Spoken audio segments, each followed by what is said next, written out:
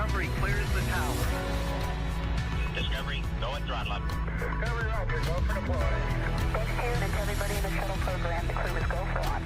Roger. Nice to be in orbit. We have followed in their footsteps to get us where we are today.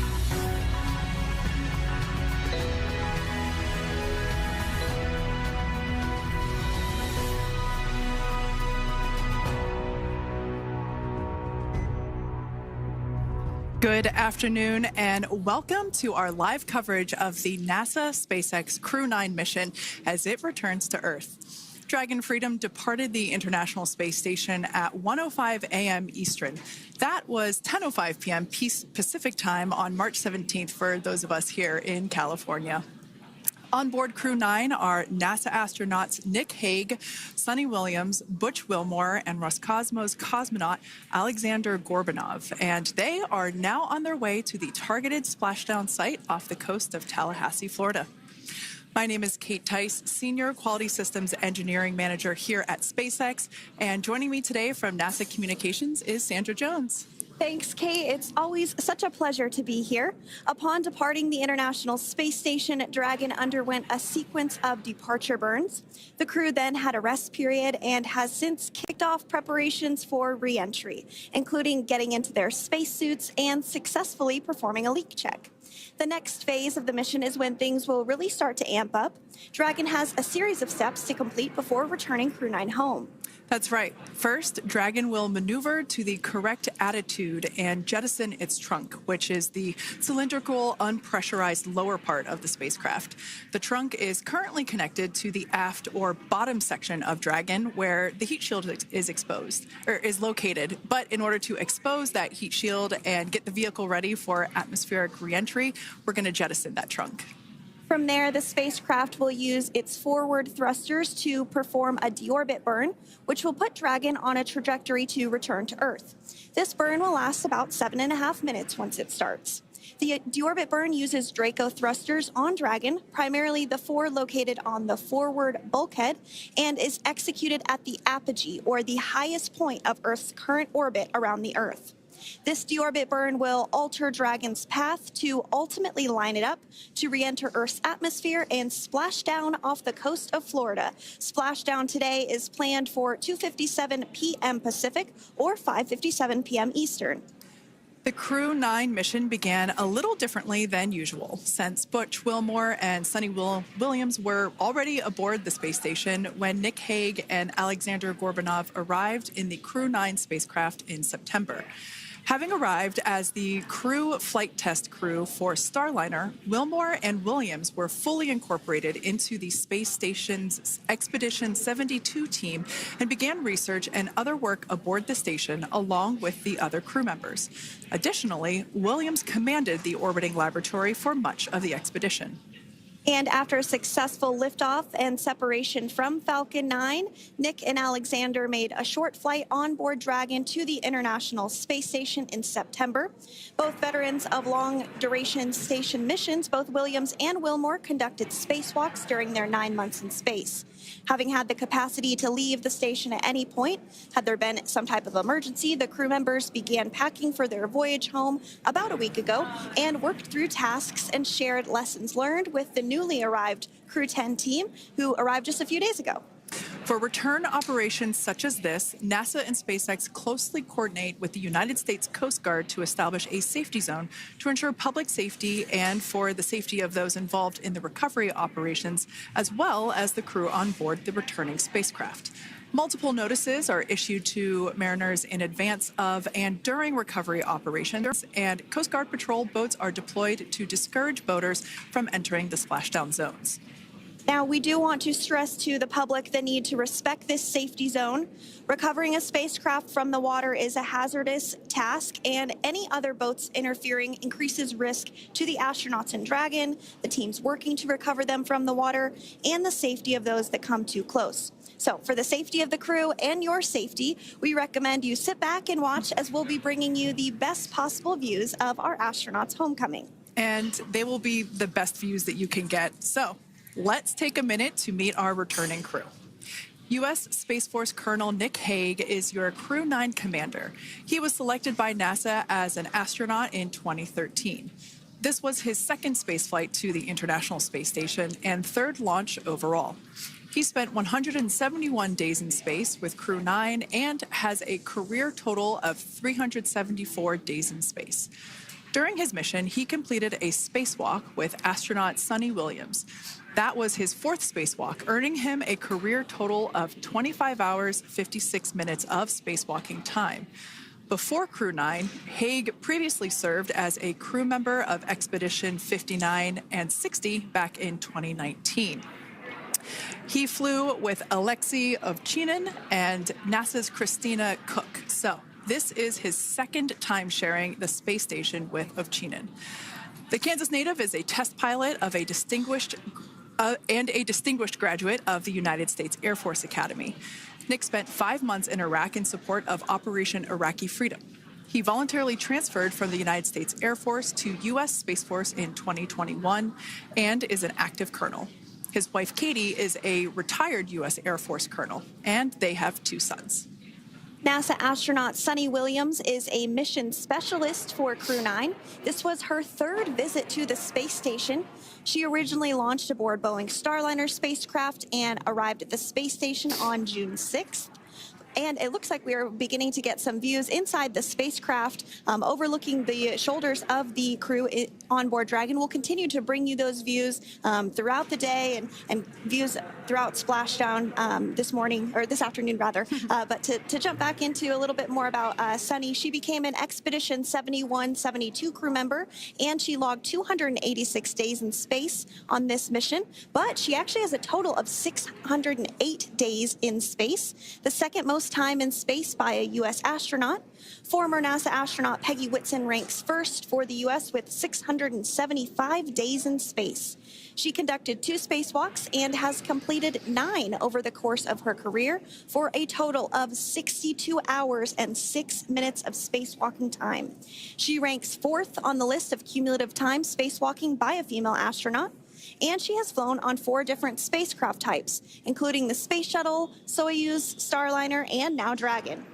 Previously, she served on Expedition 14 and 15 in 2006 and 2007, and again with Expedition 32 and 33 in 2012.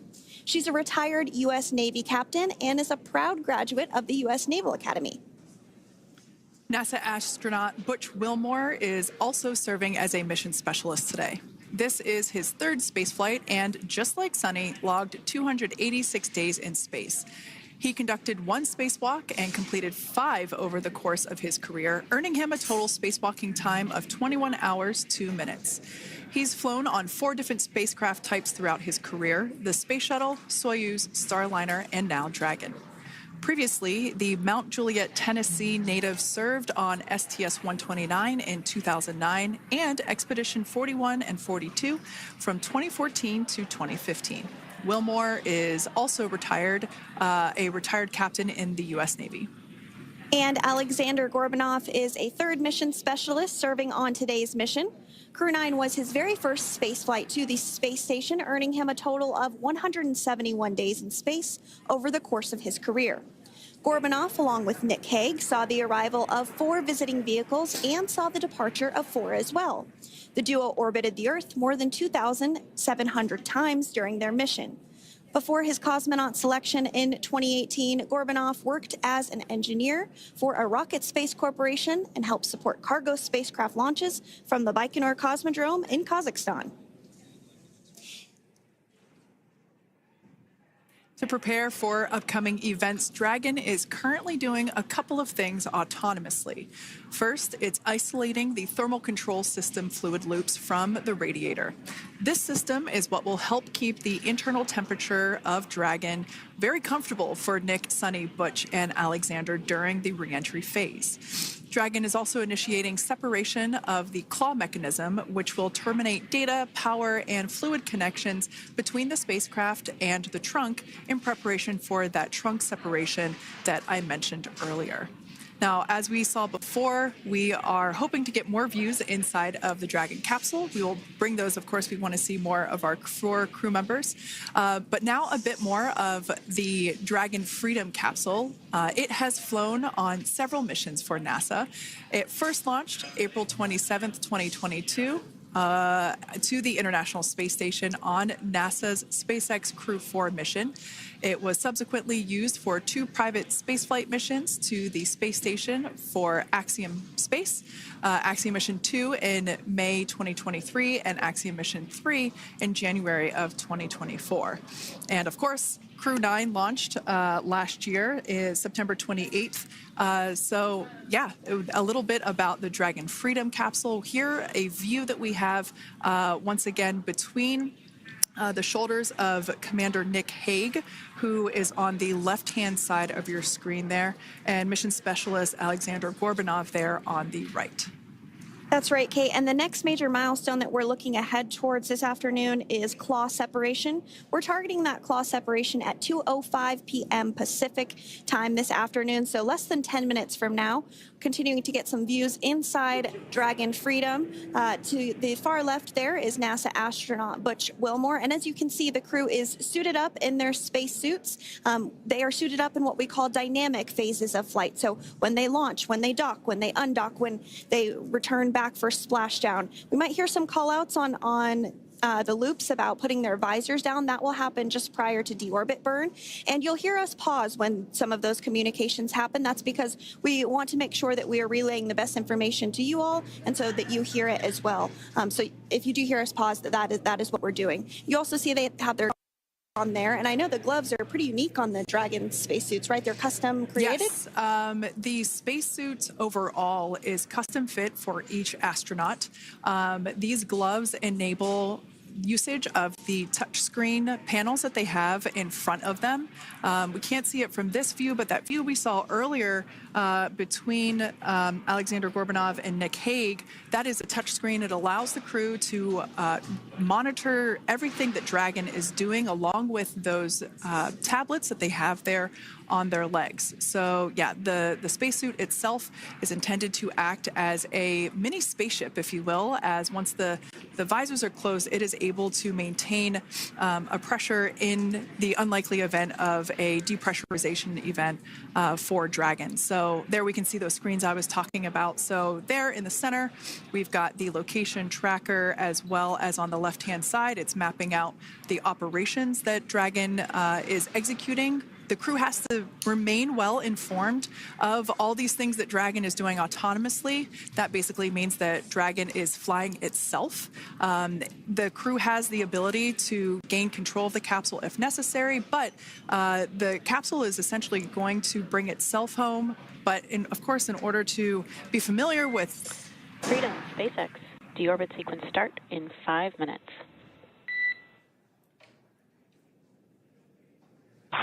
Freedom Cup. And so we did hear that call out for the deorbit sequence start to begin here in 5 minutes. That call from the ground came from the core, or Crew Operations Resource Engineer here in Hawthorne, Mission Control just behind us. And that went up to Commander Nick Hague. He's going to be doing the majority of the communications during the flight downhill today through splashdown, and they'll be communicating with the core all along the way. Now, we did mention that they are flying on Crew Dragon Freedom. The naming of spacecraft has gone all the way back to the very beginning of this human spaceflight program. This is a nod to Alan Shepard naming his spacecraft Freedom 7 during the Mercury program. And so the crew that first flew up on Freedom a few years ago had the opportunity to name this Dragon, and they named it Freedom. That was Crew 4 that was the first flyers on this spacecraft. It's also flown for Axiom Mission 2 and 3, and then, of course, today for Crew 9 as well. Yeah, actually, fun fact about this particular capsule, of those 4 missions that Sandra just mentioned, we have seen daytime splashdowns for 2 of those. Today will mark the third of the third daytime splashdown. So there's something lucky about this particular capsule that gets daytime splashdowns. Nighttime is great because we can see even more clearly the capsule streaking through, but I personally love the daylight views because we really get even better views of the recovery team operations during that phase of the mission. Yes, absolutely. And if you follow along with our missions, you'll know that sometimes weather is a watch item when it comes to undocking and splashdown. We do splashdown in the water, so we want to ensure that parameters like wave heights and wind speeds and precipitation, lightning, all of that is looking good for the crew and the safety of those recovery personnel. And today the weather is just pristine. We got off of space station on the very first attempt. So I'm joking around and saying that it was because it was St. Patrick's Day and we got really lucky with the weather. I wouldn't disagree with that. Speaking of weather, we will be hearing from core probably around 2:20-ish. Typically, before we enter the period of loss of signal or LOS, we will hear an entry briefing from the core, the Crew Operations Resource Engineer, and they will deliver important information like updated anticipated splashdown and loss of signal times to the crew, as well as the wave height and wind speed. So we'll be standing by to listen in on those. Like I said, that will happen shortly after. Typically after trunk separation. I can't quite remember if it's before or after deorbit burn. It must be before. But in any case, we'll be hearing all of that coming from core. In fact, that individual is seated there in the room on your screen. That is SpaceX Mission Control in Hawthorne, California. That room is located just over our shoulders. And that is where Dragon operators are standing by on console, monitoring the progress of Dragon as it continues its way home. It's been, at the point of splashdown, it'll be about 17 hours since Dragon undocked from the International Space Station. The team there in mission control, there are multiple teams, in fact, and they cycle through shifts to ensure that everybody gets the required rest and sleep periods, just like the astronauts on board. That Crew Operations and Resource Engineer is seated there in the room, and that, like Sandra said, is the primary voice that we'll be hearing communicate from the SpaceX team to the crew on board. That's right. And so it looks like we're about 3 minutes or so from the claw separation portion of today's flight. The claw is a portion on the spacecraft that holds the trunk to Dragon. Following claw separation, we're going to jettison or remove that trunk because it's no longer needed. The trunk has solar arrays on it that provides power to the Dragon spacecraft. But now that we're beginning the reentry process, we need to go ahead and jettison that trunk and able to expose the heat shield, which is really going to do the heavy lifting as Crew 9 re-enters the Earth's atmosphere. They come in at 17,500 miles per hour, so they really need to ensure that that heat shield absorbs that heat, and there's... Deorbit sequence start.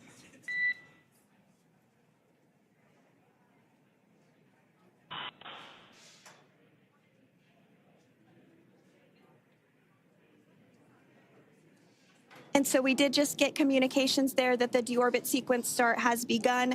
So here in just a couple minutes from now, we expect to hear information or a call back about the claw separation having begun. And again, that kicks off that trunk separation portion that I was discussing to remove that, expose the heat shield, and then eventually we'll have the deorbit burn, and we'll continue to walk you through all of these milestones as we approach them ahead of our splashdown at 2:57 p.m. Pacific time this afternoon off the coast of Tallahassee, Florida. Yeah, we're very excited to bring the Crew 9 crew home. Sandra, we were talking about the trunk separation. That trunk is on a trajectory that will re-enter in the atmosphere and break up upon that re-entry. The heat shield itself is one of my favorite parts of the Dragon capsule. It is the workhorse of the re-entry phase. It will work to protect the Dragon capsule and the crew members on board during the re-entry phase as the temperatures outside of the capsule build up to, I believe, about 3,000 degrees Fahrenheit in excess of. And meanwhile, the interior of Dragon stays a very comfortable temperature. That heat shield does a lot of the work, and we'll see that plasma build up on the exterior of the capsule. As a result of the plasma that builds up, we will lose communications with the crew. This is known as loss of signal, or LOS. This is roughly a 10-minute period on average, even less than. I believe today it is probably about 6 or 7 minutes long. It kind of depends on the mission, and it happens for every Dragon capsule that re-enters the atmosphere. Due to that plasma buildup, we're not able to communicate or command the capsule, so we stand by while we wait to regain communication after we pass through that period of loss of signal and get what's known as AOS, or acquisition of signal. So continuing to stand by for claw separation, and then we'll look towards trunk separation. It'll be just about a minute or so after that. That happens pretty rapidly in succession. Some of our milestones will take a little bit longer throughout the day. For example, we will have a deorbit burn after that will take about 7.5 minutes and helps get Dragon set up in the right trajectory to splash down in the Gulf off the coast of Florida. So continuing to stand by for claw separation.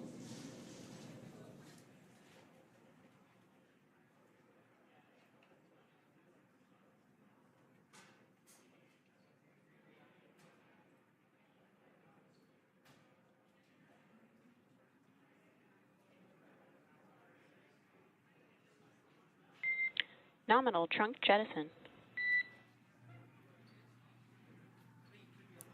All right. Freedom copies. Great news there. That trunk has been jettisoned from the Dragon capsule. So the claw was separated. That's the mechanism that connects the telemetry and power between the Dragon capsule and the trunk.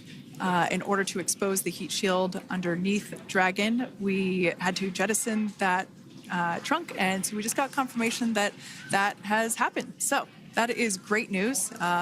Basically means that telemetry is looking good, and that the nitrox system is primed for cabin and suit cooling, and the heat shield, like I said, is now exposed and ready for atmospheric reentry. The trunk served its purpose by gathering energy from the sun through its solar cells and converting that to battery power. Since we separated the trunk, we can't generate any more new power, but we really don't need to, since we're coming home and Dragon has enough battery power already stored. Now, up next, the final steps that Dragon will perform prior to reentry: the slew, or the maneuver to deorbit burn attitude, and then the deorbit burn itself. This deorbit burn is the last time that the forward Dracos, which are the 4 thrusters located on top of the spacecraft under the nose cone, it's the last time that they will ignite. The deorbit burn will place Dragon on a precise trajectory to return to the splashdown zone off the coast of Florida, off the coast of Tallahassee, Florida, and that will last about 7.5 minutes once it starts.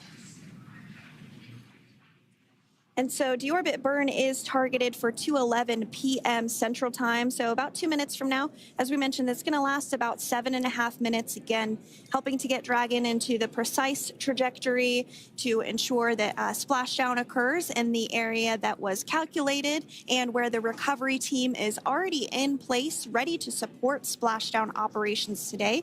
The recovery vessel Megan is the ship that is going to be utilized today, and we also have what is called fast boats that go out first to check the spacecraft and make sure everything is looking good before the recovery vessel Megan approaches. So that whole recovery process takes about an hour, I would say, from the time the crew splashes down to the time they're on the boat and the crew gets out of the capsule. And we'll continue to bring you live coverage through every step of the way today as Crew 9 returns home.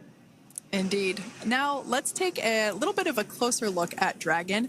One of the great things about being close to the space station is that we can use space station cameras to look at Dragon. But now that Dragon is on its way home, we don't have those external cameras. So here's an animation of what the capsule looks like. We've got the pressurized section, the capsule on the top, and the trunk, or the unpressurized section, on the bottom. That's where those solar panels that we manufacture in-house are located, soaking up the energy from the sun and turning it into power for the capsule. At the very top of the capsule is the nose cone. That is where the Dracos, the forward Dracos, are located. That nose cone is currently open, not closed like we saw in that animation. Once we get through the final maneuverings for the re-entry phase, we will close the nose cone capsule just before Dragon begins its atmospheric entry to protect that forward hatch there located along with those forward Dracos. So Go ahead. Oh, that's right. I was going to mention that the nose cone does open shortly after launch, and it remains open the entire time that Dragon is docked to the International Space Station. So as an example for this particular spacecraft, Freedom, since September when it docked to the International Space Station, remains open that entire time, and here shortly it will close for the very first time since September. So quick recap of what Dragon has done in recent history here. We basically began preparations for re-entry known as the Deorbit sequence. So Dragon released the trunk. As we said before, we separated the claw, we released the trunk.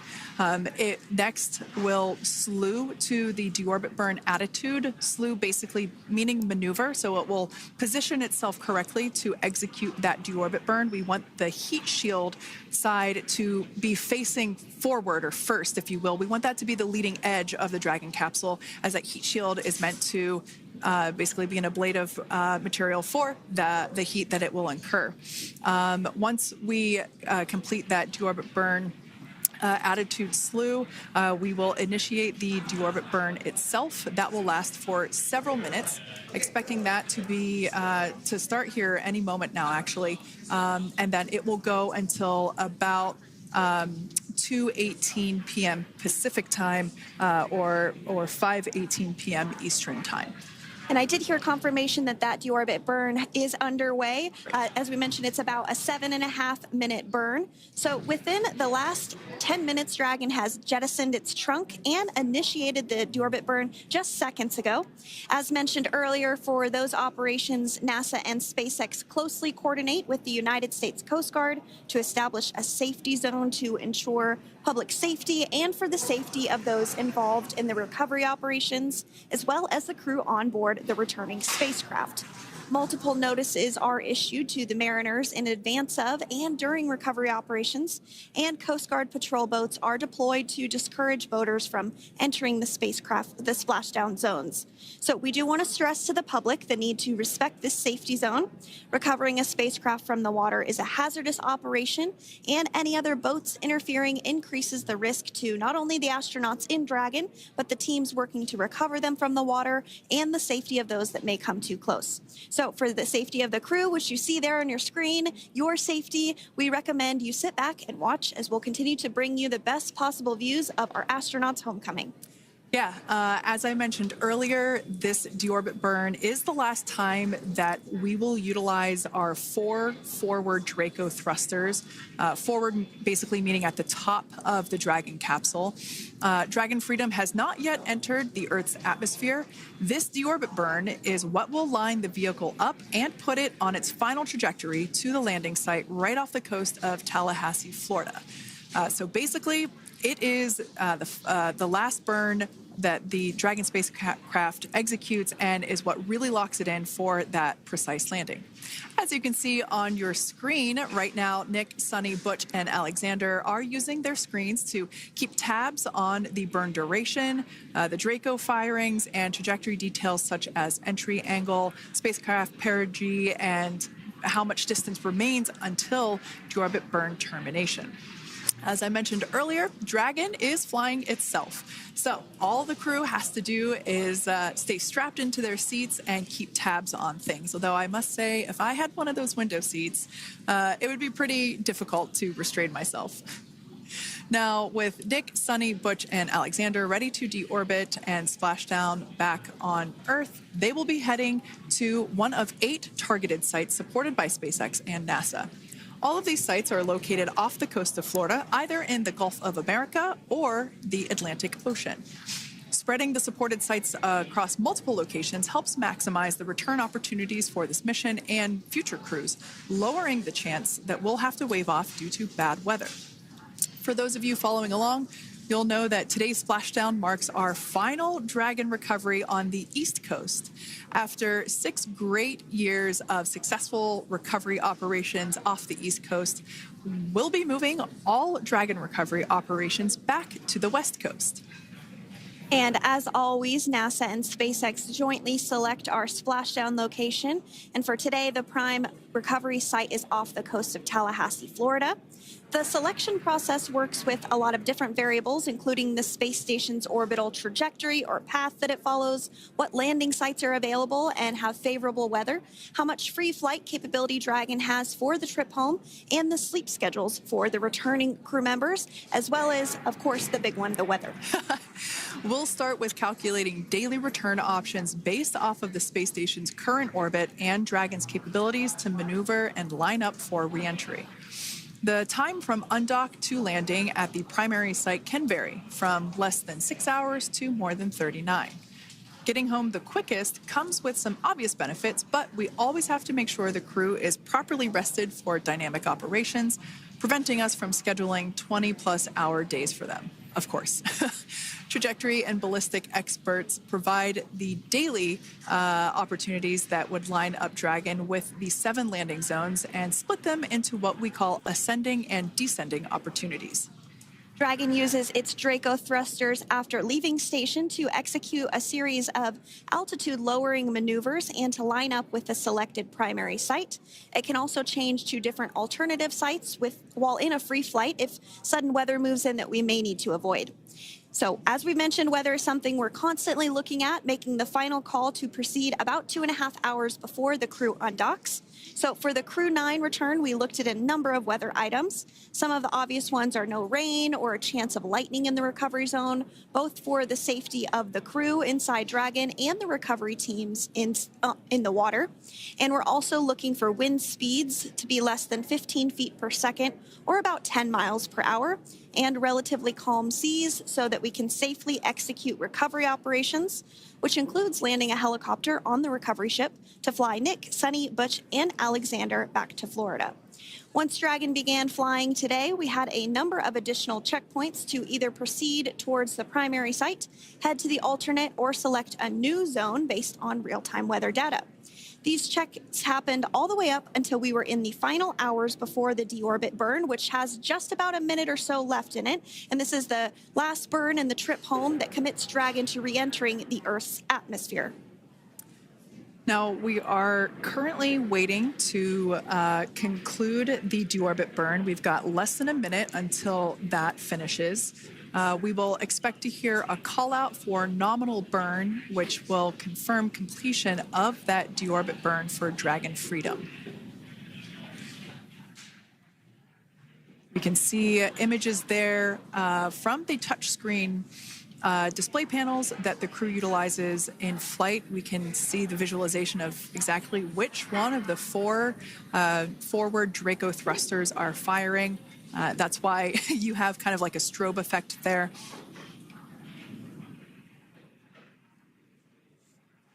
And if you're just joining us, you are looking at live views of the Dragon Freedom. On your left is Commander of Crew 9, Nick Hague. To his right is Roscosmos cosmonaut Alexander Grabenkin. And also in Gorbunov, excuse me, that is Alexander Gorbunov. And then also in the capsule today is NASA astronauts Sunny Williams and Butch Wilmore. We are awaiting confirmation that their deorbit burn is complete, which is the last burn that's going to help set them up on a trajectory to splashdown off the coast of Florida. Deorbit burn complete. Performance nominal. Nose cone closure initiated. Freedom copies.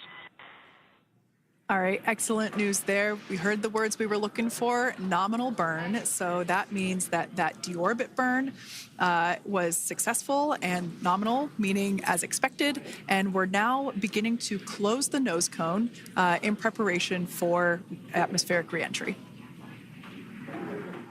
So in the background, Dragon is currently inhibiting those forward bulkhead Draco thrusters that we just used to complete the deorbit burn, ensuring it's safe to latch the nose cone shut for reentry. Also, the vehicle has initiated the nitrox suit purge, which will help keep Nick, Sunny, Butch, and Alexander cool and comfortable during reentry, which is coming up in about 20 minutes from now. At this point, the nose cone is closing and protecting the forward hatch for reentry, and the crew are using their screens to continue to monitor the locking of the nose cone, which is done by a set of hooks. And as we mentioned earlier, that nose cone has remained open since September, so this is the first time it's closing in a few months. Yeah, that's absolutely right. Now, we will be expecting, as I mentioned before, an entry brief from SpaceX Core. Again, that's the crew operations resource engineer who is seated in that room that you see there on your screen. That entry brief will provide updated times for anticipated splashdown as well as the loss of signal or period of LOS. And that briefing will also give us information such as wind speed and wave height at the expected splashdown location. But all in all, everything has been great today. All events have been executed on time as expected, and we are looking forward to a splashdown of the Crew 9 crew at about 5:57 p.m. Eastern Time or 2:57 p.m. Pacific Time. Between now and then, things are going to start moving quite quickly. In fact, if anything, this will have seemed like the slower part of the reentry phase. We're going to go through, like I said, that period of loss of signal or LOS. That period is a few minutes long where we are unable to communicate or command the capsule due to the plasma that builds up on the exterior of the capsule. That period, like I said, lasts for a couple minutes. You will start to hear SpaceX Core hail the Crew 9 crew a little bit earlier than expected because we, in the past, have actually regained communications a couple minutes earlier than initially anticipated. So we'll go through that period of loss of signal, that entry period, that specifically when when the Dragon spacecraft is re-entering through the atmosphere. Approximately at about 18,000 feet when the capsule is traveling at 350 miles per hour. We will see our first views of parachutes for the day. It's one of my favorite moments of return sequences is when we get to see the drogue parachutes. We'll see the drogues come out. Those drogues will help slow the vehicle down to about 119 miles per hour. And then that is when the main parachutes will come out from the Dragon spacecraft and then ultimately end in splashdown. And we are hearing confirmation that the nose cone is closed and everything was nominal or as expected with that closure. So as we begin the second half of entry, Dragon is now beginning to inject cooled nitrox into the air being delivered to the spacesuits worn by Nick, Sunny, Butch, and Alexander. Again, this is what will allow the crew to remain comfortable while external temperatures reach 3,500 degrees Fahrenheit as they re-enter the Earth's atmosphere. So the heat shield is pointing forward, leading Dragon to the landing site. Yeah. Now, speaking of the heat shield, Dragon's primary heat shield is comprised of PICA 3.0, which stands for Phenolic Impregnated Carbon Ablator. The first-gen PICA was initially developed by NASA for studying and sampling comets within our solar system. SpaceX partnered with NASA to develop PICA-X, which was the second-generation product used on all Dragon 1 cargo resupply service missions that resupplied the International Space Station on 20 missions. PICA 3.0 was developed specifically for use on Dragon 2 crew and cargo with enhanced structural and thermal capabilities that allowed the heat shield to be even more effective in the way that it utilized the ability to make that heat ablevate as it goes through the Earth's atmosphere.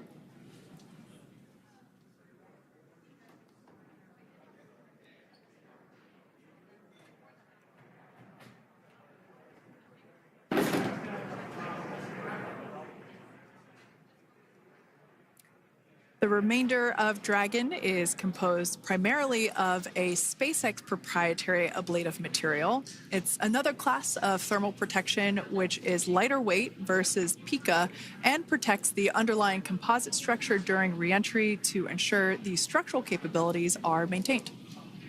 While Dragon will experience temperatures well over 3,000 degrees during peak reentry conditions, the characteristics of the thermal protection system coupled with the environmental control and life support system in the pressurized interior will ensure that Nick, Sunny, Butch, and Alexander stay cool and comfortable during all phases of reentry through splashdown. Now, if you've just recently joined us, we hope to regain views of our crew members inside Dragon Freedom, but we don't have those available at the moment due to ground station coverage. So we will bring those back to you as soon as we can. Now, after Dragon Freedom has re-entered the Earth's atmosphere, a series of parachutes will deploy to slow the crew's descent. First will be the 2 drogue parachutes, followed by the 4 main parachutes, and those will guide Dragon to its first contact with Earth since it launched back in September. Dragon will automatically deploy these parachutes when different pressure and positioning sensors on the spacecraft detect that they're at the right speed and altitude. Vehicle velocity at drogue deploy is approximately 350 miles per hour, and they deploy at about 18,000 feet. Now, when the vehicle velocity at main deploy is approximately 119 miles per hour, and they deploy at about 6,500 feet. When Dragon splashes down in the water, the vehicle velocity will be about 16 miles per hour, so you can really see how those parachutes help to slow down the crew inside the capsule. The highest G-load the crew is expected to experience today is about 3 to 5 Gs. Yeah, when you think about really fun roller coasters, they're about in that range. So I'm sure that our crew on board will be well equipped to experience those Gs. It's nothing for them. They go through much more intense training. And so we are continuing to make our way through a number of milestones today. We did have trunk separation. Freedom, SpaceX. Nose cone is secure for entry. Freedom copies.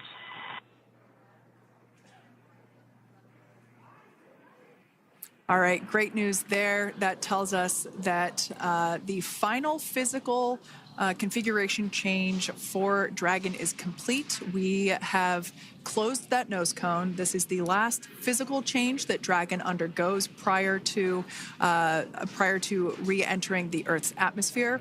It's important that that nose cone is completely closed because underneath it is not only where the 4 forward Draco thrusters are located, but it's also because that is where the forward hatch is located. That is the hatch that is utilized for the crew to ingress and egress from the station while it is docked on board. And since our capsules are flight proven and we reuse them on future space flights, we want to make sure that all of the integrity of that hardware remains intact. So that nose cone is successfully closed, and we're going to start moving pretty quickly here. As I mentioned before, we'll go through loss of signal. We'll get that signal back several minutes later, and then we'll see the parachute action. Yep, and then that's all ahead of splashdown off the coast of Florida. We're targeting Tallahassee as our splashdown zone today at 2:57 p.m. Pacific time this afternoon. Now, you did mention the call to the crew. They'll do some additional calculations following that burn and potentially let us know if that splashdown time has changed at all. But right now, we are continuing to target 2:57 p.m. And you can see there on your screen a path of where Dragon will be re-entering today. So if you are in the southern tip of Mexico, you might have the opportunity to see Dragon. Because it's a daytime splashdown, you probably won't have too great of views, but potentially you'll have the opportunity to get a glimpse of it there. Once again, Dragon operators, they're monitoring the progress of Dragon through this re-entry phase. That is SpaceX Mission Control, located here in Hawthorne, California. That is also where the crew operations and resource engineer is seated. That person is the voice that we have heard multiple times and will continue to hear as the primary point of contact to the crew on board Dragon Freedom. We will also hear the voice of Commander Nick Hague. Basically, after we hear the Corps communicate something, we will hear Nick Hague indicate that they copy, that they heard the message well, some sort of recognition that the message was received. And if you joined us yesterday for our coverage during the undocking, we were communicating through something that's called a big loop. We do that when we're in integrated operations with the International Freedom, SpaceX, for entry sequence. Report when ready to copy. Ready to copy. All right, I've got some updated times for you. Our COM blackout start time is 2144. Our COM blackout end time is 2151. And our splashdown time is the same per your displays, 2157.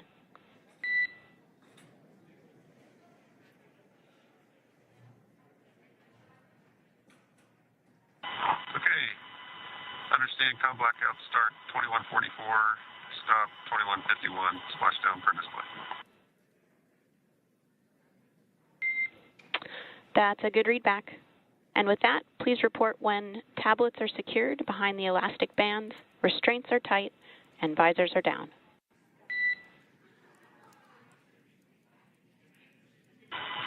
And copy, Wilco.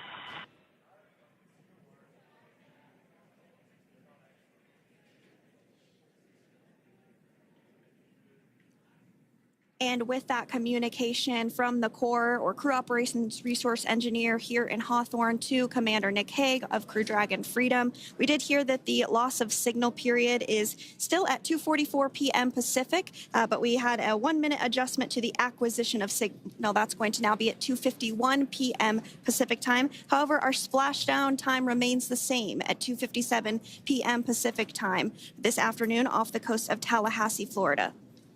So all good news there as Dragon continues to make its way home with the Crew 9 crew.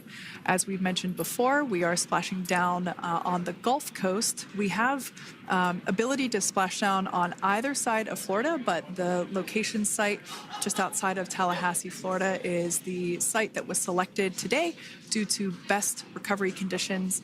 And as Sandra mentioned before, weather is always a watch item, but everything is looking great for that particular recovery location. So I'm sure once we start getting views from the recovery vessel, I have a feeling it's going to be a pretty beautiful afternoon. And we did mention that, of course, this is a daylight splashdown, so we should be getting some great views. We do have a couple of spacecraft called the WB-57, which are high-altitude planes that NASA utilizes during splashdown operations. Those are en route and going to be tracking the capsule as it makes its way through the atmosphere and should be providing some good views for us. Kate and I were just chatting about how we haven't had a daytime splashdown in a little while, so we're looking forward to the views along with you. Yeah. Nighttime views are also great because we can see that capsule streaking through the night sky quite brightly. So like Sandra, you said earlier, daylight will be a little bit less bright, but we will definitely be able to see the SpaceX recovery team operations much clearer. I could also imagine it's probably a little bit easier for the team themselves to do their work in daytime than at nighttime. We'll see them rush in really quickly with a couple of fast boats as they begin the initial safety checks and sweeps of the Dragon capsule, while also retrieving the parachutes from the surface of the ocean.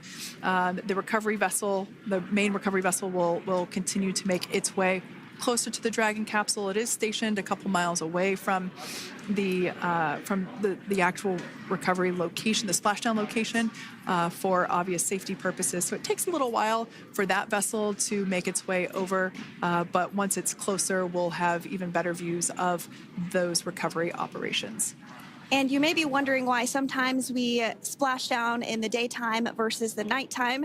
And believe me, we would all love for these operations to happen during regular daytime working hours. But unfortunately, orbital mechanics just doesn't quite work out that way. So it has to deal with the location of the International Space Station, as well as where the splashdown zone is on Earth and that trajectory, as well as the phasing. So as we mentioned earlier, sometimes we have phasing as short as 6 hours, sometimes in excess of 30+ hours. It just depends on where the targeted area is that the capsule is going to splash down. So today's phasing has been 17 hours since undocking occurred at 10:05 p.m. Pacific yesterday evening for us here in Hawthorne.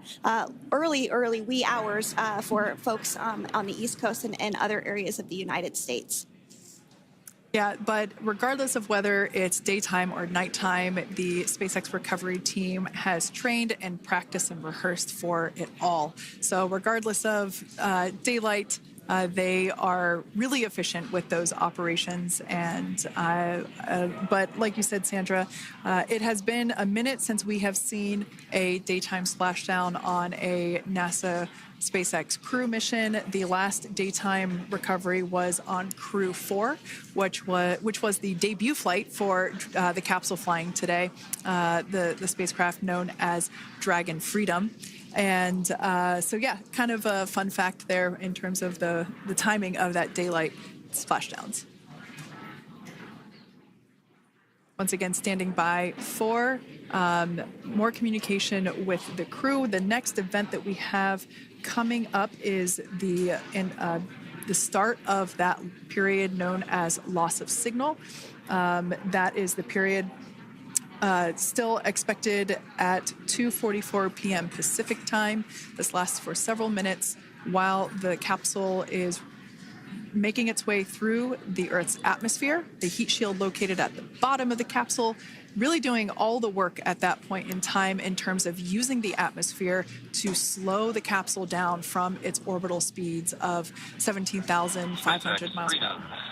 Our tablets are secure, restraints are tightened, visors down. We are configured for entry. Freedom, I copied. Tablets are secured, restraints are tight, and visors down.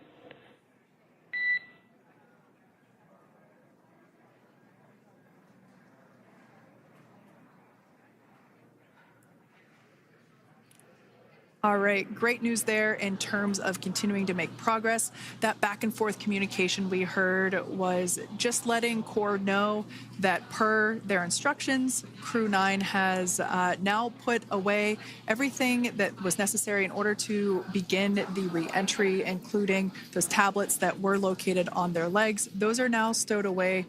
They've tightened that safety harness that we see there, and the visors are now down. So with all that being said, let's take a minute to meet our returning crew. U.S. Space Force Colonel Nick Hague is your Crew 9 commander. He was selected by NASA as an astronaut in 2013. This was his second spaceflight to the International Space Station and third launch overall. He spent 171 days in space with Crew 9 and has a career total of 374 days in space. During his mission, he completed a spacewalk with astronaut Sunny Williams. That was his fourth spacewalk, earning him a career total of 25 hours, 56 minutes of spacewalking time. Before Crew 9, Hague previously served as a crew member of Expedition 59 and 60 back in 2019.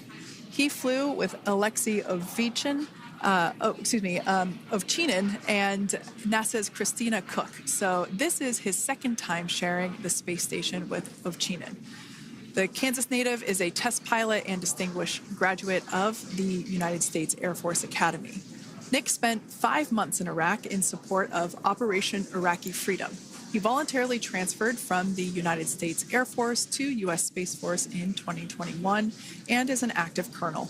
His wife, Katie, is a retired U.S. Air Force colonel, and they have 2 sons. NASA astronaut Sunny Williams is a mission specialist for Crew 9. This was her third visit to the International Space Station.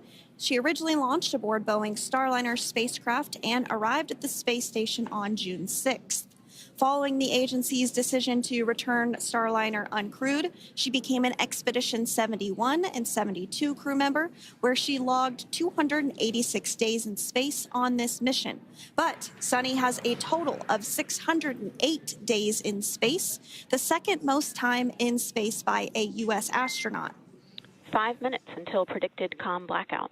We'll see you on the other side at 21:51.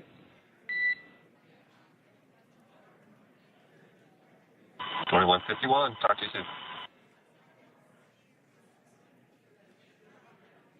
And with that call out from the Crew Operations Resource Engineer to Commander Nick Hague, letting them know that everything is looking good ahead of the loss of signal period.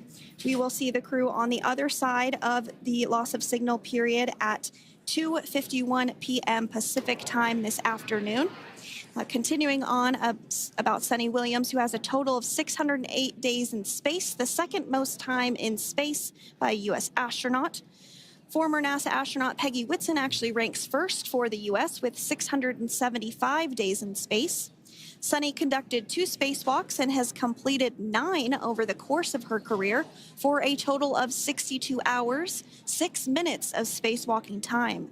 She ranks 4th on the list of cumulative time spacewalking by a female astronaut, and she has flown on 4 different spacecraft types, including the Space Shuttle, Soyuz, Starliner, and now Dragon. Previously, she served on Expedition 14 and 15 in 2006 and 2007, and again with Expedition 32 and 33 in 2012. She's a retired U.S. Navy captain and is a proud graduate of the U.S. Naval Academy and was the first astronaut to run a marathon in space. Pretty awesome stuff. Now, NASA astronaut Butch Wilmore is also serving as a mission specialist today. This is his 3rd spaceflight and, just like Sunny, logged 286 days in space. He conducted 1 spacewalk and completed 5 over the course of his career, earning him a total spacewalking time of 21 hours and 2 minutes. He's flown on 4 different spacecraft types throughout his career: the Space Shuttle, Soyuz, Starliner, and now Dragon. Previously, the Mount Juliet, Tennessee native served on STS-129 in 2009 and Expedition 41 and 42 from 2014 to 2015. Wilmore is also a retired captain in the U.S. Navy. Next up is Alexander Gorbunov, who is a 3rd mission specialist serving on today's mission. Crew 9 was his first space flight to the space station, earning him a total of 171 days in space over the course of his career. Gorbunov, along with Nick Hague, saw the arrival of 4 visiting vehicles and saw the departure of 4 as well. The duo orbited the Earth more than 2,700 times since September. Before his cosmonaut selection in 2018, Gorbunov worked as an engineer for a rocket space corporation and helped support cargo spacecraft launches from the Baikonur Cosmodrome in Kazakhstan.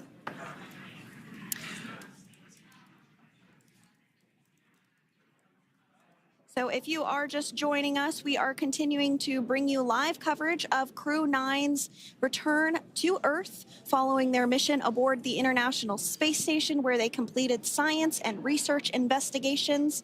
We are targeting splashdown off the coast of Florida at 2:57 p.m. Pacific time. The next major milestone that we'll look ahead towards is what we call loss of signal, or LOS, when we won't have communications with the crew because they will be re-entering the Earth's atmosphere.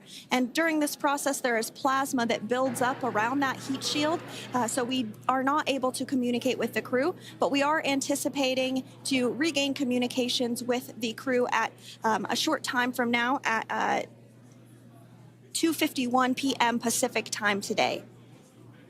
As we said before, everything continues to look good for the return of the Crew 9 team.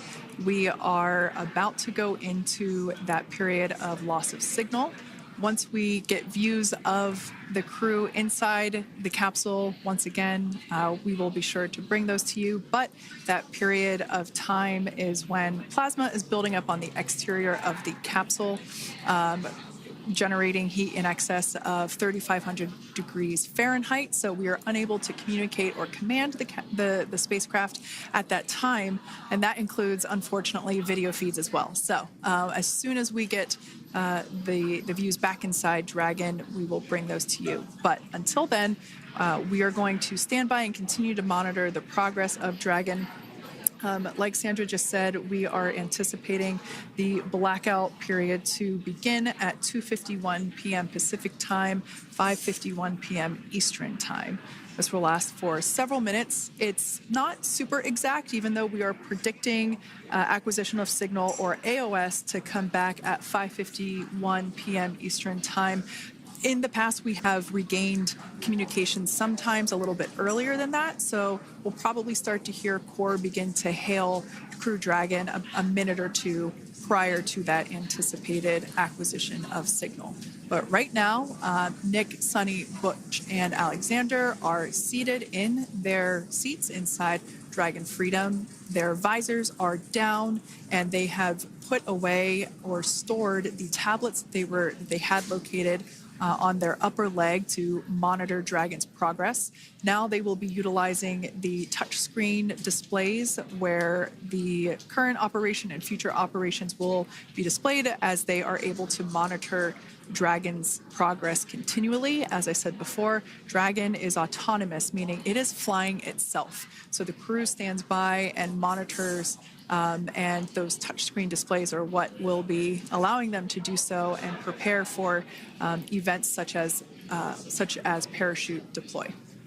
And while on board the International Space Station, Nick, Sunny, Butch, and Alexander contributed to over 900 hours of science and research investigations, which is really the key purpose of the International Space Station. Now, the International Space Station is celebrating a major milestone this year where they will be celebrating 25 years of continuous human presence in November. So if you're younger than 25 years, you've never known a day where there hasn't been a human living and working aboard the International Space Station, contributing to key science and research investigations that impact our lives here on Earth. There's research being done on Parkinson's, on osteoporosis, on cancer research, and a variety of other studies. Additionally, the microgravity laboratory provides a jumping off point for us as we venture back to the moon and onto Mars through longer duration space flights. One such example that the crew worked on during this mission was an alternative exercise device. In microgravity, the crew has to exercise for about 2 hours a day because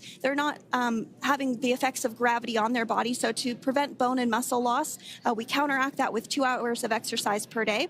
On board the International Space Station, they have 3 ways in which they can exercise. They have a bike, they have a treadmill, and they have a similar to a weightlifting machine that counteracts the microgravity environment. But a particular experiment that this crew tested out was a combination of all 3 of those in one smaller device. And this is really critical as we continue on to the moon, Mars, and beyond, because space is really important in spacecraft. So if we have something smaller that the crew might be able to utilize, that can potentially help us venture out even further into the solar system. So science is really the name of the game when it comes to the International Space Station. Some of the other science highlights that took place during this increment that are particularly interesting to me was we had the first wooden satellite that was deployed. This is a study to see if other materials might be more resourceful or renewable in space. So I'm really excited to see the results of that one as well. Additionally, we had a couple of spacewalks that took place to not only provide maintenance to the International Space Station, but also where we swabbed the outside of the space station near vents to see if any microbes that we all have microbes on us, to see if any of those could survive in the harsh environment of space, which again is very important for us to know and understand as we continue to the moon, Mars, and beyond. Very exciting stuff. Now, at this point, we have now entered the communications blackout period for the Dragon spacecraft. This lasts approximately 7 minutes due to plasma formation around the spacecraft itself. During this time, no vehicle telemetry is received by mission control or the recovery team, and no external commanding of the vehicle or voice communication is possible. But as a reminder, Dragon is designed to fly itself. During reentry, the vehicle will be slowing down from orbital velocity, which is approximately 17,500 miles per hour. The top temperature that Dragon will experience upon reentry is 3,500 degrees Fahrenheit. This blackout period, as I said before, we expect it to last about 7 minutes today, concluding at 5:51 p.m. Eastern Time or 2:51 p.m. Pacific Time. We right there have our first view of Dragon Freedom coming home to Earth. And that view is from the WB-57, which is one of NASA's high-altitude planes that is tracking. Now, because of the way that this camera is configured, it does look like it is dark, but it is indeed daytime, and you're beginning to see that plasma trail as Dragon re-enters the Earth's atmosphere. All of that is expected. We are anticipating an acquisition of signal around 2:51 p.m. Pacific time, so just minutes from now, and you may hear the core begin to hail out or call Dragon for communications and see if we can potentially get communications with them a little bit earlier. Following this, we'll have two events in rapid succession. We'll have the drogue parachutes deploy at 2:53 p.m. Pacific, followed by the mains just 1 minute later at 2:54 p.m. Pacific time, ahead of a splashdown at 2:57 p.m. Pacific time off the coast of Tallahassee, Florida.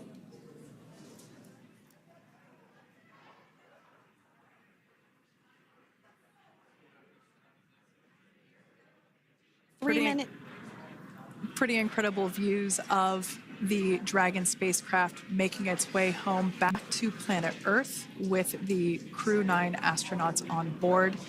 Once again, this view is coming from the WB-57 plane. That heat shield we can see doing magnificent work as it works to... Freedom, SpaceX, Comcheck.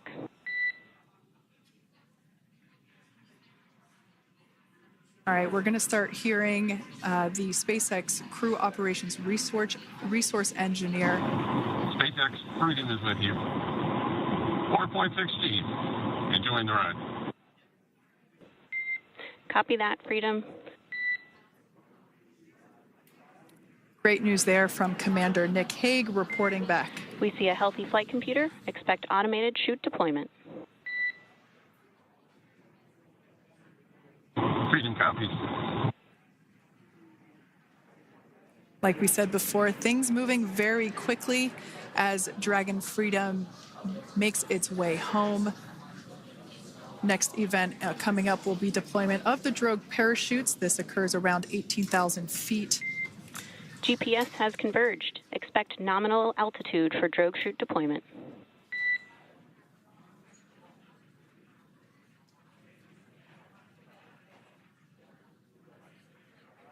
We're about 2 minutes away from deployment of those drogue parachutes.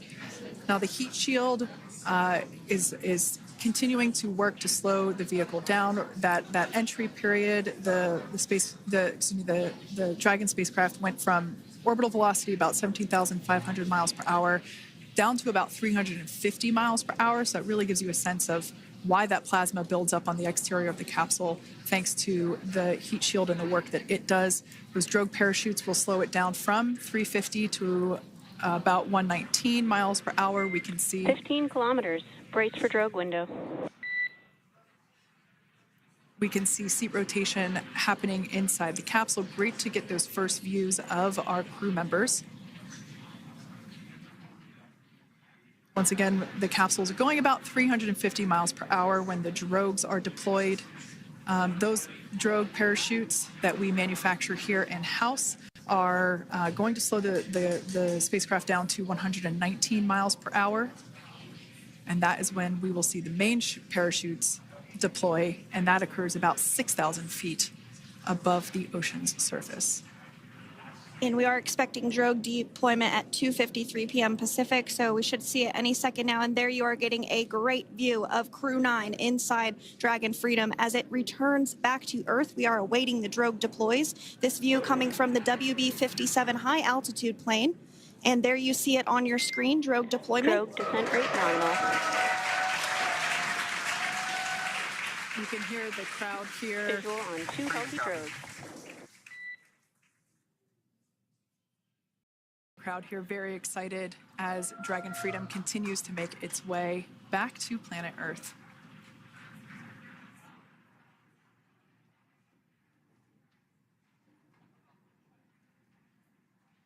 Next up, we'll stand by for the main deployment of the parachutes.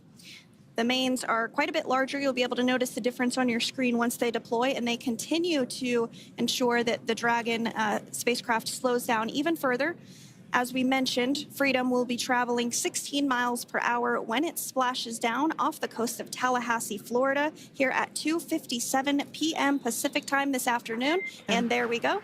We have visual on 4 healthy mains. That view was from inside. Freedom copy. And That view was from inside one of the buckets where the parachutes are located. So we see a great view there of the reefing on those parachutes. And as those main parachutes begin to inflate fully, 4 beautiful, healthy mains. Now awaiting visuals of splashdown. Next Freedom, 1,000. We'll start to hear Commander Nick Hague. Copy, 1,000. As we heard right there, Commander Nick Hague will be calling out the altitude of the Dragon capsule from here on out. Landing in water is simpler and provides more margin against unlikely parachute issues.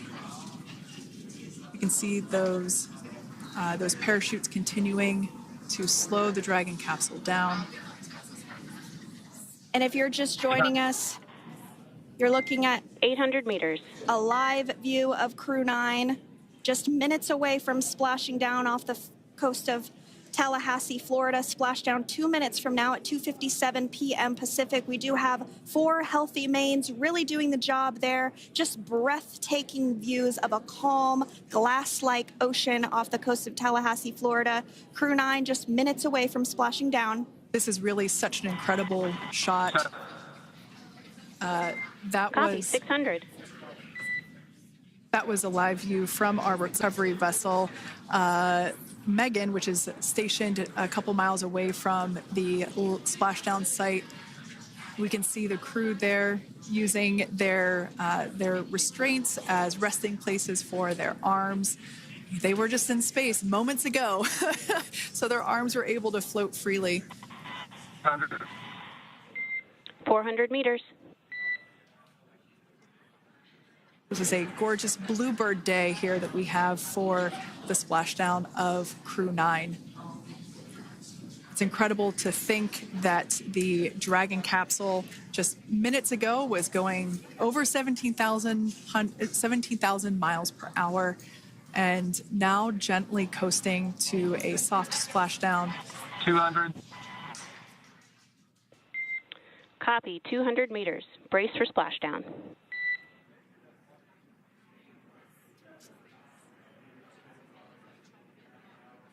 As you can see there on your screen, continuing to monitor progress of the Dragon spacecraft. And we're going to stand by for splashdown located in the Gulf of America off the coast of Tallahassee, Florida.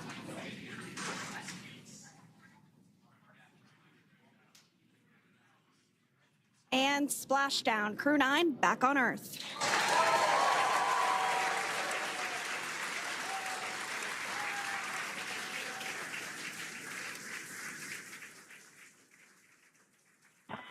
And SpaceX Freedom, splashdown. Good main release. Copy, splashdown. We see main chutes cut. Nick, Alex, Butch, Sunny, on behalf of SpaceX, welcome home.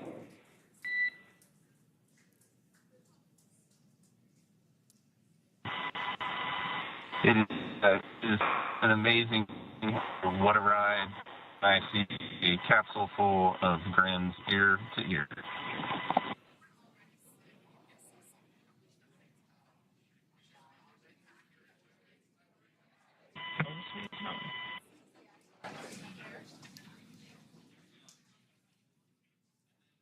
And as you can see on your screen, we have visual confirmation of splashdown.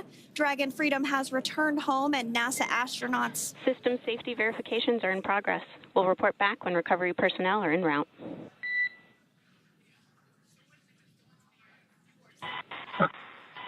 Understand. And, we're in section 2, 4.800 landing response.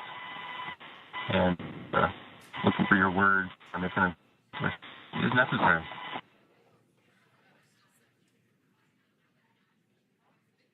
In the distance, we can see the recovery vessel making its way. Copy, you're in section 2 for the environmental assessment in 4.800. That is not necessary today. and raising 5.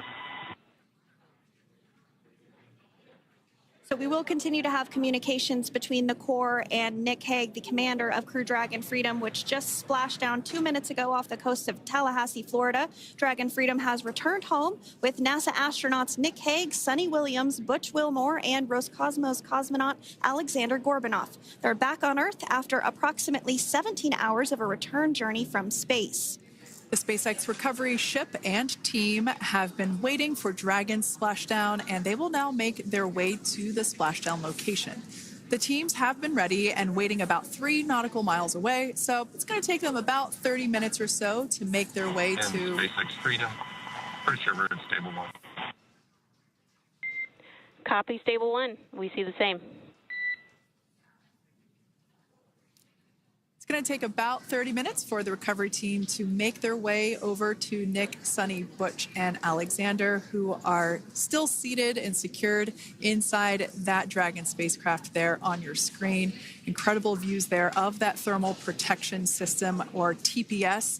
That Dragon capsule was pristine, white color before it departed the station, and we can see how the reentry phase, the thermal protection system did its job. Now, if you're wondering what that hole, that like bucket area is, that is underneath the side hatch. That is where the main parachutes were stored. So when we saw the Dragon capsule docked at station, it looked very different. The panel that protects and covers the main parachutes, that was still intact, as well as the panels that enclose where the drogue parachutes are located. We can see those fast Freedom. boats. SpaceX is go for recovery personnel to approach. Expect personnel alongside in the next few minutes. Freedom copies. We can see those fast boats. We weren't kidding when we said they were fast. While it does take about 30 minutes for the main recovery vessel to make its way over to the capsule, these fast boats will be doing a couple of things simultaneously. A couple of them are going to be working to retrieve the parachutes that you see in the background there of this drone shot. Those parachutes will be retrieved from the ocean surface. We want to make sure we are able to pull those out. The recovery vessel there closest to the spacecraft is going to be performing some safety checks. We can see there they're using an instrument that is basically working to detect if there are any hypergolic vapors or fumes that are still residing in and or around the Draco thruster nozzles or outlets. The hypergolic fuel, which is necessary for on-orbit burns to maneuver the spacecraft. Unfortunately, those hypergolics are unable to be breathed. They are toxic, and so this team here is doing those initial safety checks to make sure that it is safe for the rest of the recovery team to approach the spacecraft. They're also checking to make sure that any residuals from the pyros are safe and are not going to cause any issues. We can see the team working their way around the spacecraft to do these basically these sniff tests on all of those Draco thrusters. And as we continue to await the recovery of our Dragon spacecraft with NASA astronauts Nick Hague, Sunny Williams, Butch Wilmore, and Roscosmos cosmonaut Alexander Gorbunoff inside, Dragon has autonomously completed several steps to safe itself following splashdown. We are continuing to see Dragon in what is known as stable 1 configuration. That's kind of the ideal configuration following splashdown. It's upright, and the Dragon capsule is in the right configuration for it to be hoisted into the recovery vessel Megan, which you do see a little ways off in your screen approaching. Dragon will continue to remain live on air with you through that recovery process, all the way through the point where the crew is extracted from the Dragon spacecraft. Now, if you are just joining us, the mission has gone smoothly so far. Dragon successfully splashed down off the coast of Tallahassee, Florida at 2:57 p.m. Pacific, 5:57 p.m. Eastern Time this afternoon. Approximately 17 hours prior to splashdown, Dragon autonomously undocked from the International Space Station, completed a series of departure burns, jettisoned its trunk section, and performed its final burn, the deorbit burn. This placed the Dragon spacecraft on a trajectory toward Tallahassee, Florida. Dragon successfully re-entered the Earth's atmosphere, followed by deployment of its parachutes to slow the spacecraft down to a gentle splashdown. We're now going to follow the Freedom. Hypergol sweeps and unfired ordnance checks are nominal. Rigging is in progress. Approximately 25 minutes until capsule lift. Stand by for PMC with SpaceX flight surgeon.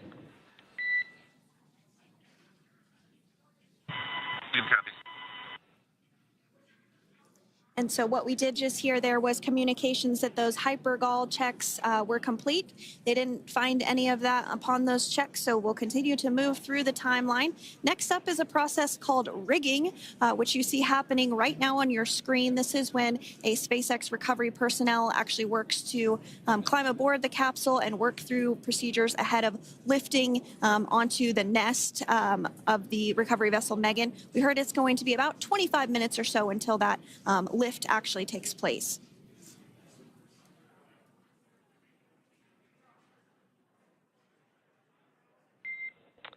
Okay, Freedom, the next call will be from the SpaceX flight surgeon on Dragon to Ground Private. Understand. Thank you. callouts there indicating that the crew will have the opportunity to do a quick check-in with the SpaceX flight surgeon. This is standard procedure for every Dragon spacecraft when it returns to Earth. It's just an initial check-in, make sure everybody is doing okay. They will also have another check-in with the flight surgeon once they are on board that recovery vessel that you see there in the background. We can now see that SpaceX recovery team member they're on top of the Dragon spacecraft. They are going to be working to install plugs in the Draco thrusters to ensure that none of those, and to ensure that no more hypergolic fumes or vapors come out from the spacecraft. They'll also place harnessing around the spacecraft that are required in order to lift it out of the water. Go ahead, Sandra. Continuing to get some views of the recovery personnel, both the main recovery vessel Megan, as well as some of those fast boats that we've discussed previously. It looks like just a beautiful day there out off the coast of Tallahassee, Florida. Weather was pristine. We were able to get undocked from the International Space Station as expected at 10:05 p.m. Pacific time yesterday evening, and Crew Dragon has since completed steps ahead of its splashdown at 2:57 p.m. Pacific, and we're now stepping through procedures to get Dragon hoisted up onto the Megan recovery vessel and get the crew extracted out of the spacecraft. And you did see some of the parachutes that were near the spacecraft. Upon detection of landing, Dragon automatically releases those main parachutes to prevent wind from pulling the spacecraft. Dragon then automatically safes any pyrotechnics that may still be present on the vehicle and may automatically perform additional minor system reconfigurations.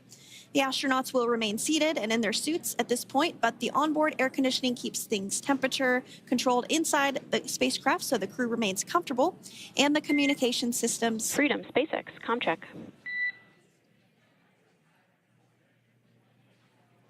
SpaceX, this is Freedom. We have loud and clear. Copy that, Freedom. Have you loud and clear as well, and Dragon to Ground is no longer private. Understand, thank you. As we saw there on the screen, we have a couple of fast boats in the recovery fleet that have quickly moved into the splashdown location. They are being followed by one of the main recovery vessels, which will move into position upwind of the spacecraft. The two fast boats have very specific roles. excuse me, the first approach is focused on immediate safety inspection, as we saw. They do this for spacecraft integrity and checking for any presence of those hypergolic propellant vapors. And this ensures that it is safe for the recovery vessel to approach Dragon. Once Dragon is cleared for full approach, as we heard is the case today, the team begins rigging the spacecraft for water recovery by the recovery ship. The second fast boat is responsible for parachute recovery and also serves as a redundant boat to the first one that makes the initial approach to the Dragon spacecraft. As we saw a little bit earlier, we were also able to see one of the recovery team members get on a jet ski to help gather up the parachutes that were automatically detached from the Dragon spacecraft upon splashdown. And it will take a little over 10 minutes for the recovery crew to complete their safety checks. Once complete, the team will begin preparing Dragon to be lifted. And as you see, they are preparing for that to take place at this point. As part of the preparation for this lift, one member of the recovery team has climbed on top of the spacecraft already so they can attach Dragon's hoist rings and connect to the lifting lines. It will take us less than an hour to raise Dragon to the recovery boat and remove the crew from the spacecraft. After medical checkouts, the crew will return to land within 4 hours by helicopter. And if no additional medical assistance is needed, the crew will board a waiting NASA plane and depart for Houston.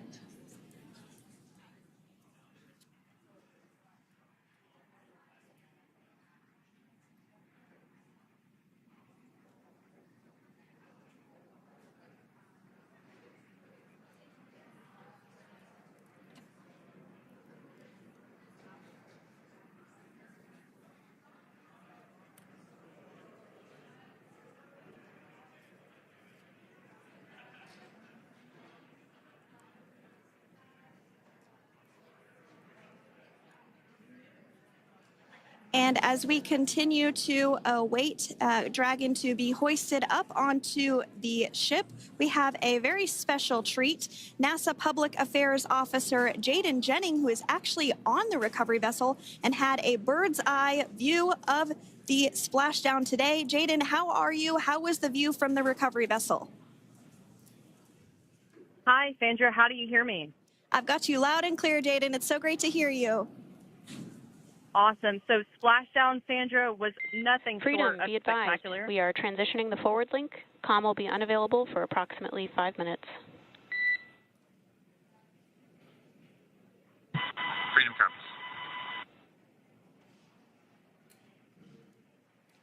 Thanks so much, Jaden. We did just have some communications letting us know that we'll have about a 5-minute period where we won't be able to hear from the crew. So please go ahead, tell us, how was the view from the recovery vessel? Absolutely. Yeah, I was mentioning earlier, splashdown was nothing short of spectacular. And we were stationed about 1.5 nautical miles away from the splashdown zone and had great visuals here on the recovery vessel Megan. We actually saw a little of the smoke trail as the spacecraft was coming in. And then moments later, we spotted those drogue chutes, and this was quickly followed by 4 healthy white and orange main parachutes. We then tracked Dragon all the way down as it slowly propelled into the ocean.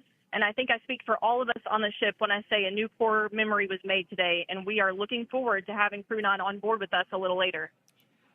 Jaden, that is amazing. Now, obviously, we are watching it here on camera, and the landing conditions look pretty good, but how was it from your perspective? What is the sea state out there? Absolutely. Absolutely. So we've had optimal conditions for splashdown, and today it is sunny and 63 degrees outside right now with clear skies, light winds, and calm seas. The sea looks absolutely beautiful right now, and light blue with the sun reflecting from it. And Kay, I think the crew's going to like what they feel weather-wise on this picture-perfect day for splashdown off the coast of Tallahassee. Thanks so much, Jaden. It certainly looks like a beautiful day. Can you tell us a little bit about the journey of the recovery forces to get to this point? Sure. So one unique aspect of this recovery was the onboard training on station conducted for Butch and Sunny to ensure they were ready to return on a Dragon spacecraft. That training covered all aspects of their return, including nominal and contingency departures, deorbit burns, splashdown, and post-landing ops. which is what this team is preparing for now. As for the recovery teams themselves, we started the day taking a series of helicopters out to the vessel. And as standard, the recovery director and crew support teams were on that first helicopter out and took the time to get everything prepared on the ship. About 2 hours before splashdown, they deployed those fast boats and jet skis into the water. I was actually on the second helicopter out, and we were on the vessel about an hour and a half before splashdown and landed on top of the helicopter pad on the Megan. And the teams have been working diligently across their respective disciplines this week, executing what can only be described, in my point of view, as a logistical masterpiece, just ensuring every detail has been in place for Crew 9's return. That is such great news. I'm so glad that you're able there to experience it in person. Now, can you tell us a little bit about what's next to retrieve the crew for the recovery personnel on board?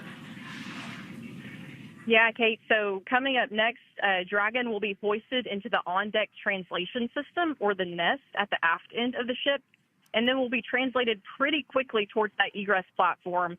We'll perform another series of safety checks as final precautionary measures just to make sure there are no hypergolic vapors present before opening that side hatch. And then once that side hatch of the spacecraft is open, the crew will be assisted out of the capsule one by one from NASA and SpaceX. Freedom, SpaceX, comm check. Freedom's got you loud and clear. Thanks, Nick. I've got you loud and clear as well. We have completed our forward link transition. Copy.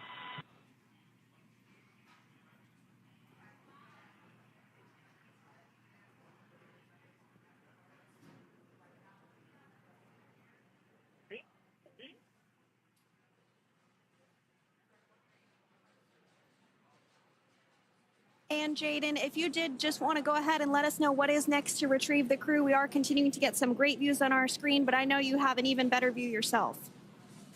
Oh, yeah, Sandra, this view is absolutely unbeatable. So just to kind of finish off what I was saying is once that side hatch of the spacecraft is open, that crew will be assisted out of the capsule one by one from NASA and SpaceX medical personnel, where they will then head to the med bay. And after those medical checks, they will get on that first helicopter out and arrive at the airport, where they will then board a NASA plane and then head back to Houston, Texas at the Johnson Space Center to begin their post-flight period. And we're eager to see the Crew 9 astronauts back on Earth, and we'll keep you updated on every moment of this process. With that, I'll toss it back over to you guys at Hawthorne. Thank you so much. That was Jaden Jennings, NASA Public Affairs Officer, who watched Freedom splash down firsthand from the recovery vessel Megan. Thanks so much, Jaden. So we are continuing to get these great views on our screen here of Freedom. As we mentioned, it splashed down at 2:57 p.m. Pacific time off the coast of Tallahassee, Florida. The recovery personnel are continuing to step through procedures to hoist Dragon onto the recovery vessel Megan there, which is now coming into view. You can see just how close Megan is at this point, and that's that helicopter pad that Jaden was just discussing, where the crew will fly off of onto the coast of Florida, and then eventually they'll fly back to Houston. Just underneath that helicopter pad is that translation deck where we will see the nest once it is loaded up with the Dragon spacecraft on board. The nest will be translated to the forward end of the recovery vessel, and that is where our Crew 9 team members will egress from the Dragon spacecraft. Now, here on your screen, we can see dolphins, actually, who want to come and play with Dragon. Now, one of the fast boats there in place, working to assist the recovery team member. It's incredible. I just love these views. We really see them even better in daytime, but just seeing the recovery team work in tandem to step through each step, to step through each operation. Obviously they're getting quick assists from the honorary part of the recovery team, those dolphins in the water there. Now, the recovery team member that is crawling around the Dragon spacecraft. Earlier we saw a view where it was like a spider monkey pose.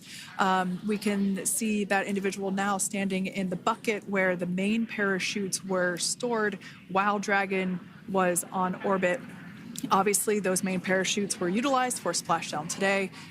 They were deployed and cut from the Dragon capsule, and one of the other fast boats of the recovery team working to pull those out of the water. Now, the recovery team member that is there working on top of the Dragon capsule, earlier we saw that person performing safety checks. Now we can see some harnessing being placed around the capsule. This harnessing is what will be used to lift the Dragon capsule out of the water and onto the recovery vessel. Wow, we got a cute little pod of dolphins. It wasn't just one or two. I mean, that water just looks beautiful. We had ideal splashdown parameters today. Obviously, wave height, ne'er a concern. The weather is beautiful, as Jaden mentioned, in the 60s, sunny. Looking forward to seeing Crew 9 exit the capsule here shortly once they get hoisted onto the recovery vessel Megan.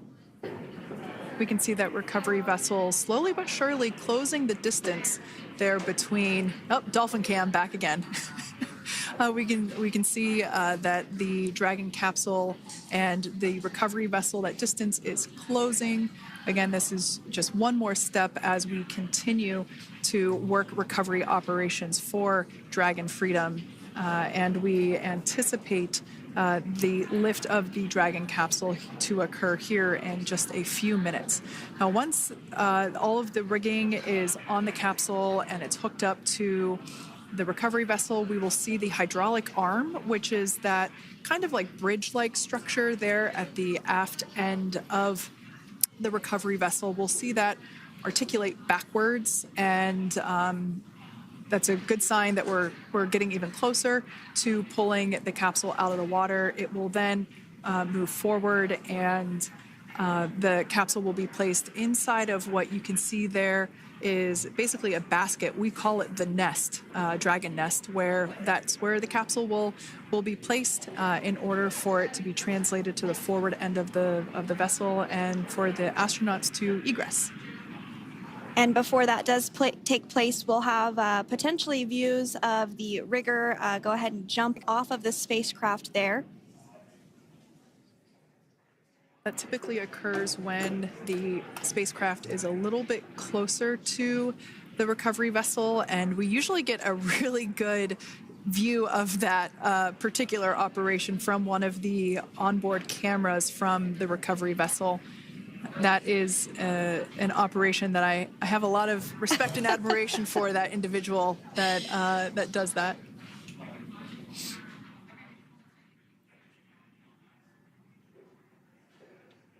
So again, Dragon continuing to get closer and closer to the recovery vessel Megan.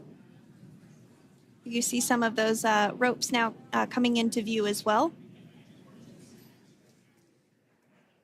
If you are just joining us, Crew 9 splashed down off the coast of Tallahassee, Florida at 2:57 p.m. Pacific time with NASA astronauts Nick Hague, Butch Wilmore, Sunny Williams, and Roscosmos cosmonaut Alexander Gorbanov.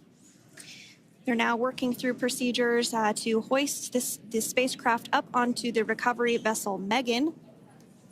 We just saw that hydraulic arm get lowered into the lifting position. That arm will be the mechanism that is utilized to lift Dragon up and out of the water and into the nest located there at the aft end of the recovery vessel. And the recovery vessel being used today is, as we mentioned multiple times, is named Megan, but that's actually after NASA astronaut Megan McArthur, who flew on Crew 2 a couple of years ago.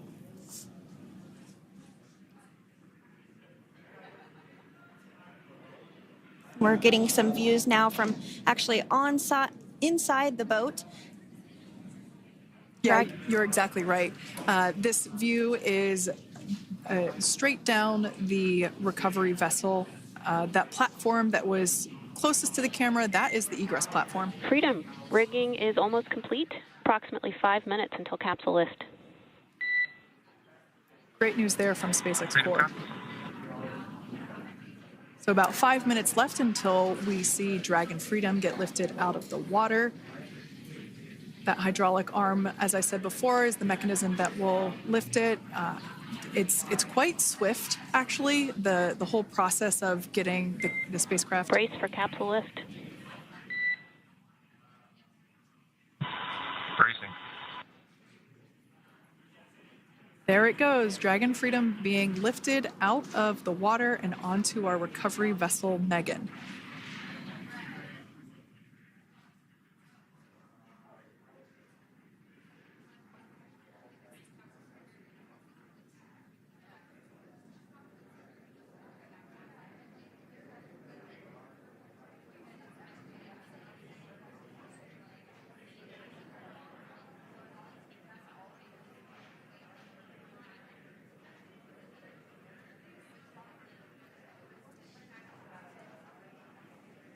So once securely on... Welcome aboard the recovery vessel. Recovery personnel are completing final checks and stand by for translation to the egress platform. Freedom copies. Great news there, letting us know that Dragon Freedom has been successfully recovered from the water's surface. If you've just joined us, we had an on-time splashdown at 5:57 p.m. Eastern Time, and we can now see that the water recovery operations are continuing to progress. The nest where the Dragon spacecraft is located is going to get moved forward. This will happen after one of the recovery crew members does some checks, and we'll also see some hosing. Obviously, the spacecraft splashed down in salt water. Salt water is corrosive, and we want to try and rinse out as much of the salt water as possible to reduce that corrosion on the metallic structures. So we can see some guidance there being provided, really steering the spacecraft properly into the Dragon's nest. And it's been 30 minutes since Dragon splashed down, and as you can see there, the spacecraft is already on board the recovery vessel Megan. Things continuing to move very smoothly today throughout the entire operations from the deorbit burn up until this point as well. And Freedom, it looks like the positioning wasn't quite right, so they are working on repositioning the capsule in the nest now. Okay, copy that. Thanks.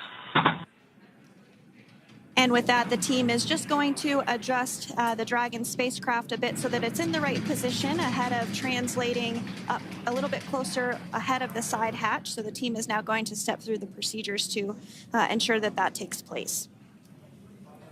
While Dragon does fly itself autonomously, it clearly is unable to park itself autonomously. We want to make sure that the Dragon capsule is properly seated there in that nest.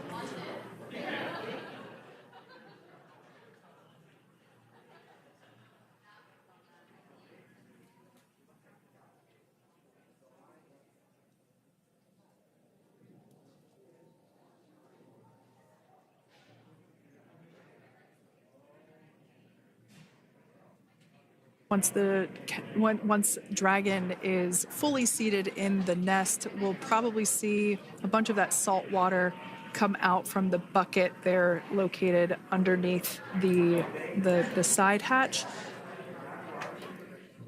See some salt water splash out. As I mentioned before, one of the recovery team members will begin hosing down the exterior of the spacecraft.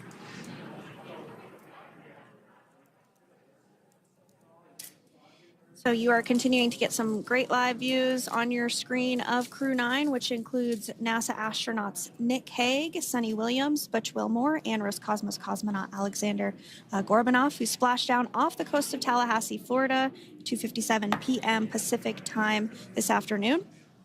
Now working to get that spacecraft situated in the nest. Just making some final adjustments and tweaks to ensure that it's nice and secure.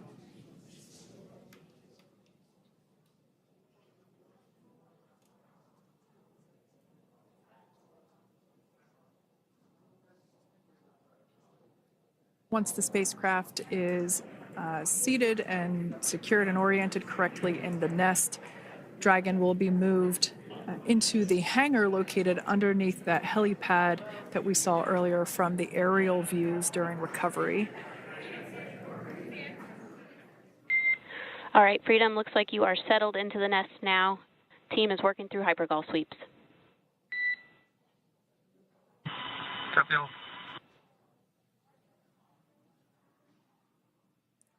Call out there telling us that the recovery team is doing the second round of those hypergolic sweeps. This helps ensure that everyone, all the recovery team members that are located basically right where this camera is located on, towards the forward end of the recovery vessel, that they will all be safe once the spacecraft is translated forward. So we're just doing some additional steps to make sure that the hypergolic propellant that is utilized for maneuvering the Dragon capsule while on orbit, making sure that none of those vapors are still present on the exterior of the capsule. That's right, and there are a variety of individuals on board the boat that help with recovery operations. Not only do we have the recovery personnel that you see here, but we also have a doctor that will check out the crew members as standard procedure. As with any spacecraft that is returning from space, we always perform a medical check with the crew. So you will see the crew come out of the capsule and be placed on stretchers, just like with the Soyuz landing and with all of our Dragon splashdowns, that is the nominal procedure.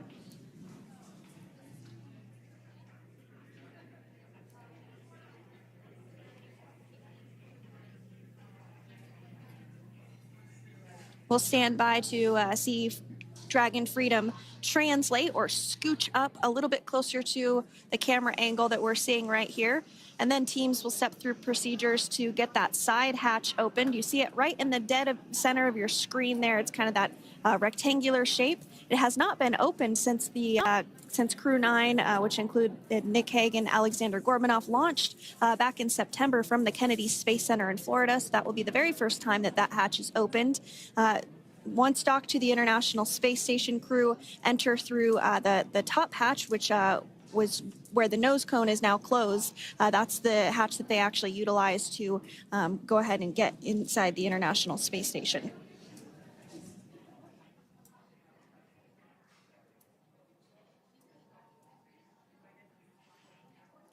So as we get a little closer to that hatch opening procedure, you might start to see more individuals come into frame for some of that support. The ship has a maximum capacity of a little over 40 people on board, and it takes a variety of different roles, as we've discussed, to support. Also on board is the chief of the astronaut office for NASA, that's Joe Acaba.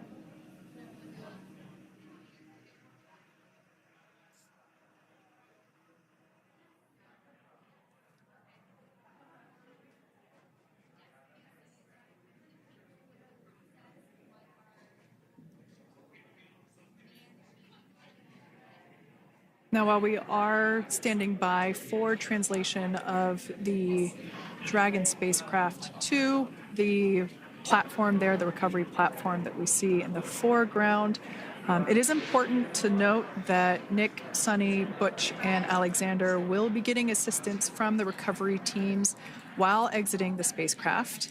This is the same process for any returning long-duration crew members. As you could imagine, returning to a gravity environment can wreak havoc on our vestibular system, which is responsible for maintaining balance and motion. Of course, safety is our #1 priority with this operation, so we'll see the crew members helped out of the spacecraft one by one, and they will be assisted the few feet to the medical quarters aboard the boat. And on board Dragon are 3 veterans space flyers. That includes Nick Hague, the commander, as well as Butch Wilmore and Sunny Williams. Alexander Gorbanov is completing his very first space flight on this mission, and he completed 171 days in space along with Nick Hague.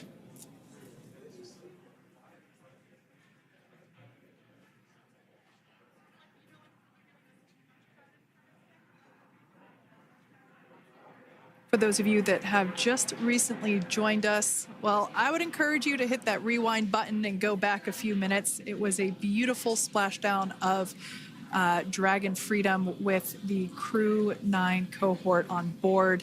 They had an on-time splashdown at 5:57 p.m. Eastern Time, 2:57 p.m. Pacific Time. We can see that the spacecraft... Freedom translation is in progress. Copy, and seal it. We can see that spacecraft was successfully recovered from the ocean surface and is now being washed with fresh water, as obviously they splashed down in salt water. So we're trying to rinse off as much of that salt water as possible. And we can see the spacecraft continuing to move closer and closer to that recovery deck. Freedom, the crew is working on side hatch opening now. Expect hatch open in about 2 minutes. Okay, copy that. And Kira, just wanted to say that to you guys, you and the team did an awesome job, both uphill and downhill. Just really, really impressed. Thank you. Thanks, Nick. It's been an honor. This is a pretty exciting moment coming up. We are working to open the side hatch. One thing that may not be obvious from, just looking at the spacecraft here is that this side hatch that we're about to open, the last time it was open was when this spacecraft was at the launch pad. This side hatch is what is used for initial capsule ingress and final capsule egress, but all comings and goings from the spacecraft while it is on board the space station are from the forward hatch, which is located at the top of the spacecraft under that nose cone. So this is a pretty exciting moment because it will be the crew's first breath of fresh air since boarding their ships at the start of their journeys last year. And the very first person that will have the opportunity to say hello to the crew once that hatch is open is a SpaceX medical recovery personnel representative. Then we'll see procedures take place to remove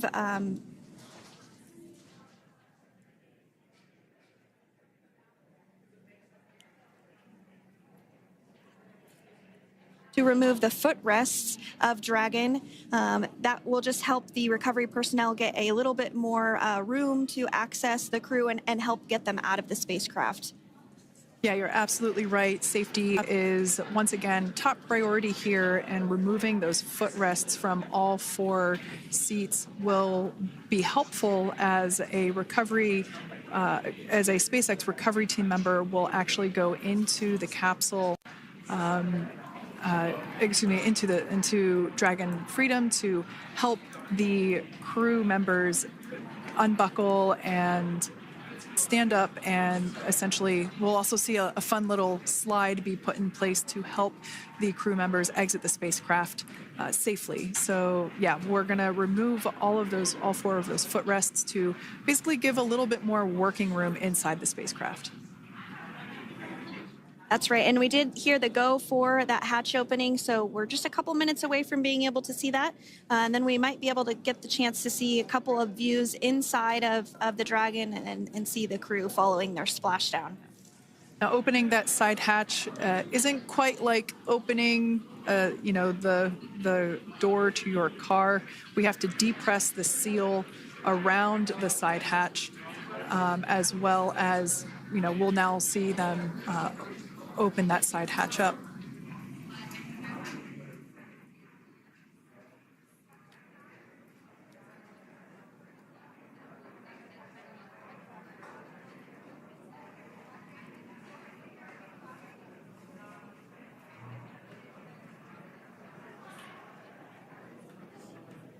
And there you have it. The side hatch is open for the first time since September.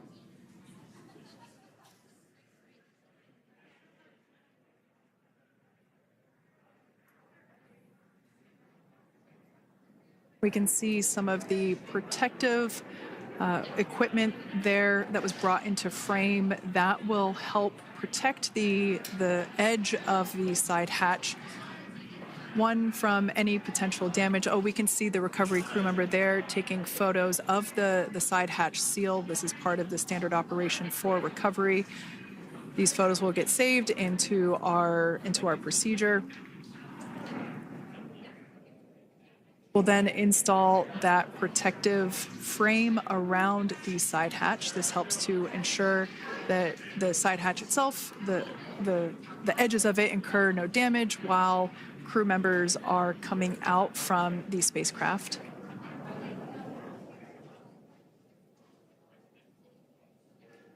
If you missed it, there was also a recovery team member that went inside. So there are now 5 people on board the Dragon spacecraft.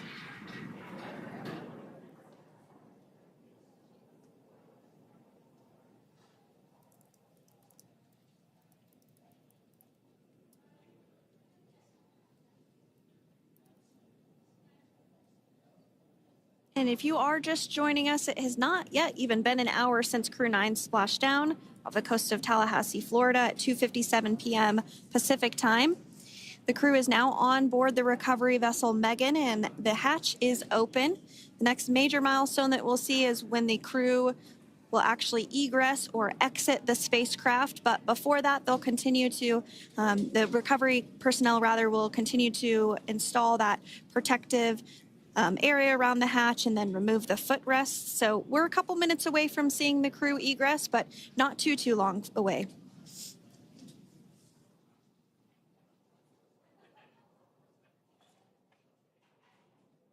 We'll probably see those footrests being handed out here in the near future, as I mentioned before. Oh, of course, we got to get a well-documented photo of the moment. Although we can't see it from here, I'm pretty sure there are 4 smiles on board right now. And we did hear that report out from the commander, Nick Hague, following splashdown, that there were four smiles as far as he could see. Yeah, capsule full of grins. Now, generally speaking, and there we do see Crew 9, some happy waves, smiles all around back on Earth.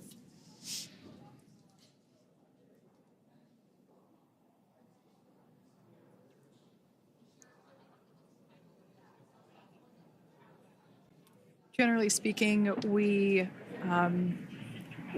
have the individuals in the 2 center seats of the spacecraft exit first. You might hear us refer to this as the exit process as egress. It's just another term for exiting the spacecraft. Generally speaking, we most of the time have the 2 center seats egress first, as it makes moving around inside the capsule a little bit easier.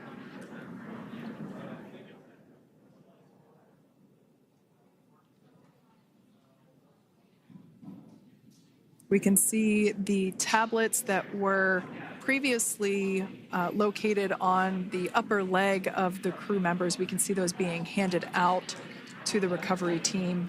Those were taken off prior to the entry phase, to spacecraft reentry.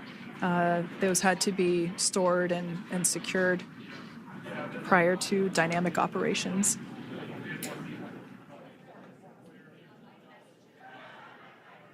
It looks like we are starting to see the footrests also be removed. I just saw one there on the screen. There are 4, of course, 1 for each crew member.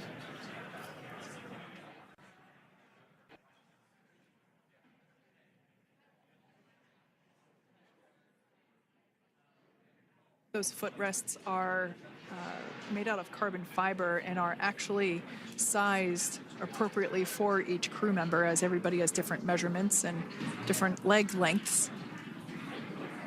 Same goes for the armrests and the bucket length of each seat. We size those appropriately for the crew members and to ensure their comfort and safety. I believe we just saw the little ramp that is used to help slide the crew members out from inside the spacecraft. And once the crew does exit Dragon Freedom, they will be placed on to a stretcher to go to a medical bay for medical checkouts. This is standard procedure for all Dragon spacecraft flights that splashdown crewed, as well as for our Soyuz spacecraft that land in Kazakhstan.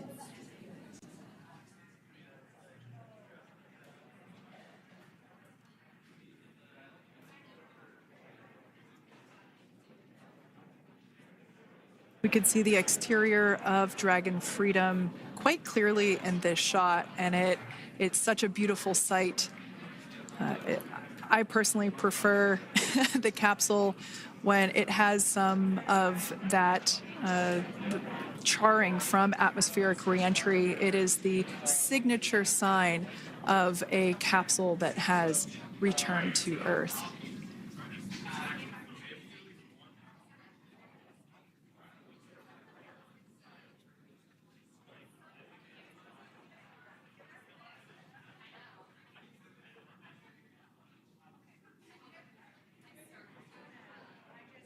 Continuing to stand by for our first crew member to egress or exit Crew Dragon Freedom following their splashdown at 2:57 p.m. Pacific time. Dragon undocked from the International Space Station at 10:05 p.m. Pacific just yesterday, so it was about 17 hours of phasing.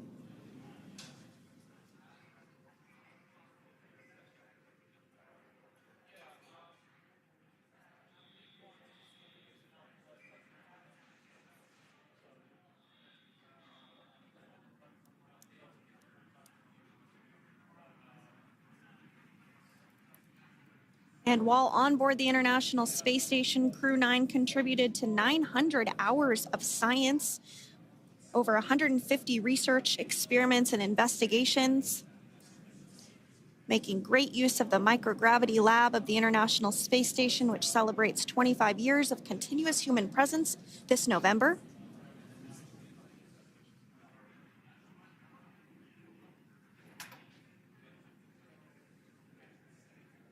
Looks like we're about to get our first crew member here upon egress of the Dragon spacecraft.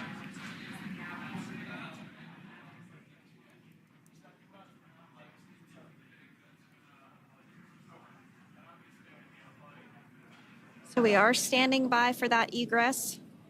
Outside of Dragon, you do see one of those stretchers. This is the expected procedure as the crew will be taken to medical facilities following their exit from Dragon.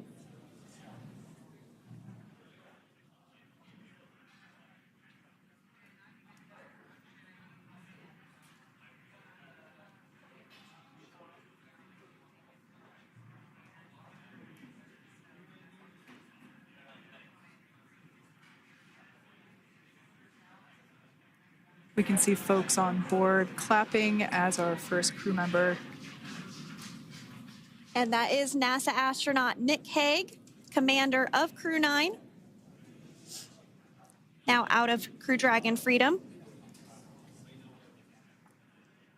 Some smiles, thumbs up, and a wave. Can't get any better than that. Yeah, that is one happy camper, that's for sure. As we said before, it is standard procedure for all of our long-duration crew members to receive assistance upon egressing from the spacecraft. We basically help them move off of the recovery deck and into the private medical quarters for their initial consultation with the SpaceX flight surgeon. So we'll see that take place for all 4 of our crew members today.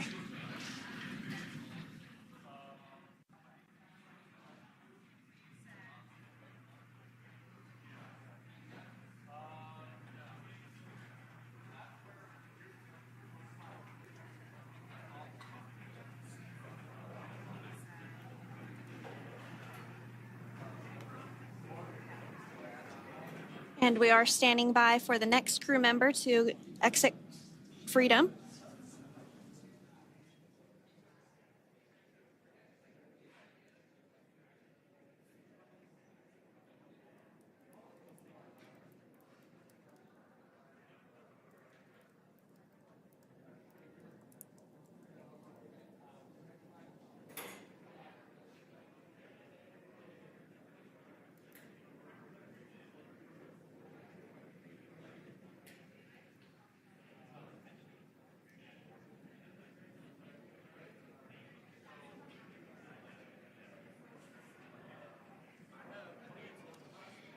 Next up out of the capsule, we expect Roscosmos cosmonaut Alexander Gorbanov. His first space flight. Spent 171 days in space alongside NASA astronaut Nick Hague. Looks like we're getting some cheers and clapping on board as Alexander is slid down the little ramp and placed into the mobility aid. Once again, big smile.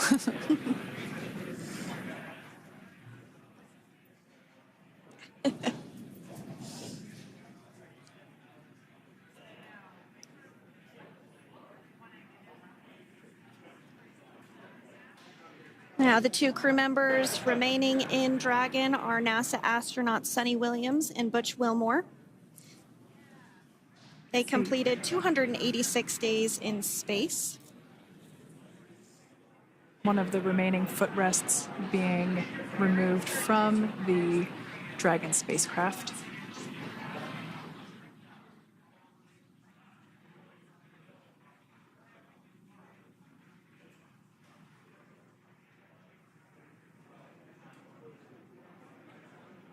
As I said before, we generally try to have the crew members that are located in the two center seats aboard Dragon, and we like to have them egress first if possible, as it creates a little bit more movable working room inside the spacecraft.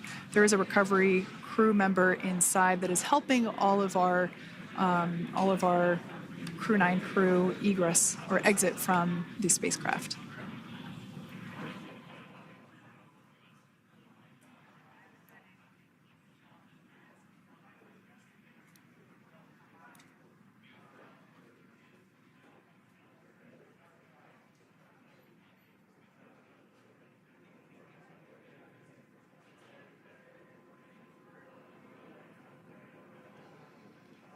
We are standing by for the next crew member to egress or exit Crew Dragon Freedom following the splashdown not even an hour ago at 2:57 p.m. Pacific time.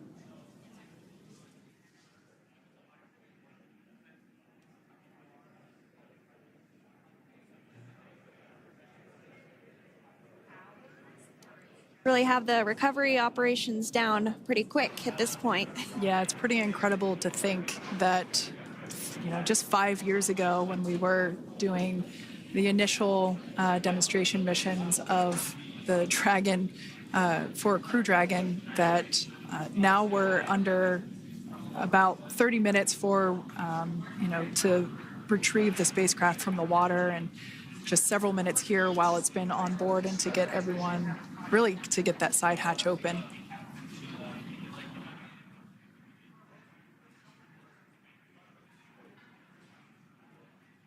For those of you that have just recently joined, the Dragon had an on-time splashdown. Oh, it looks like we're getting our next crew member here.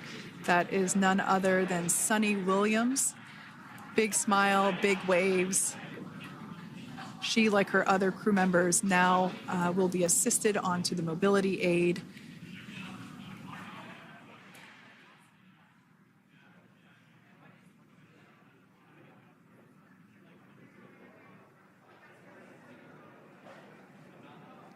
There we have it, some waves, some thumbs up, and some smiles.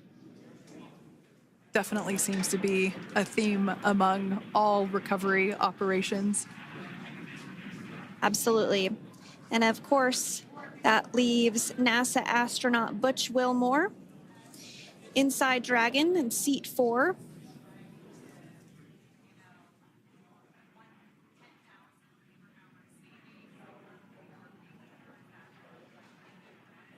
We're getting some views of him now as he egresses or exits the spacecraft.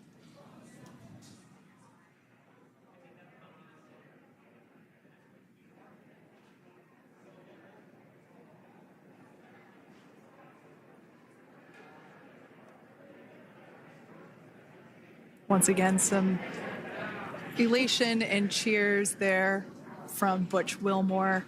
As we mentioned before, returning to Earth from coming from a microgravity environment can wreak havoc on the body. So it is customary and just standard procedure for all of our long-term space residents to get assistance once they are back on board the recovery vessel.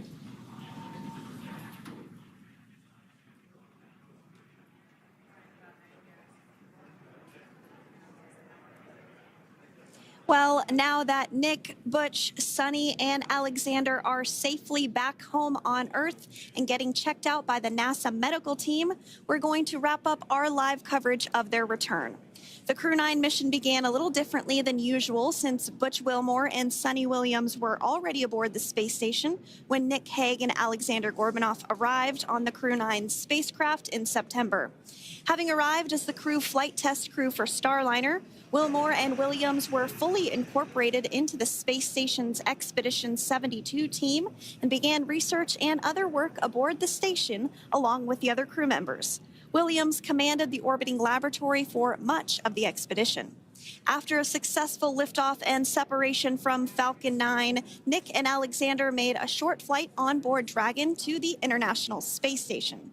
Veterans of long-duration space station missions, both Williams and Wilmore conducted spacewalks during their 9 months in space.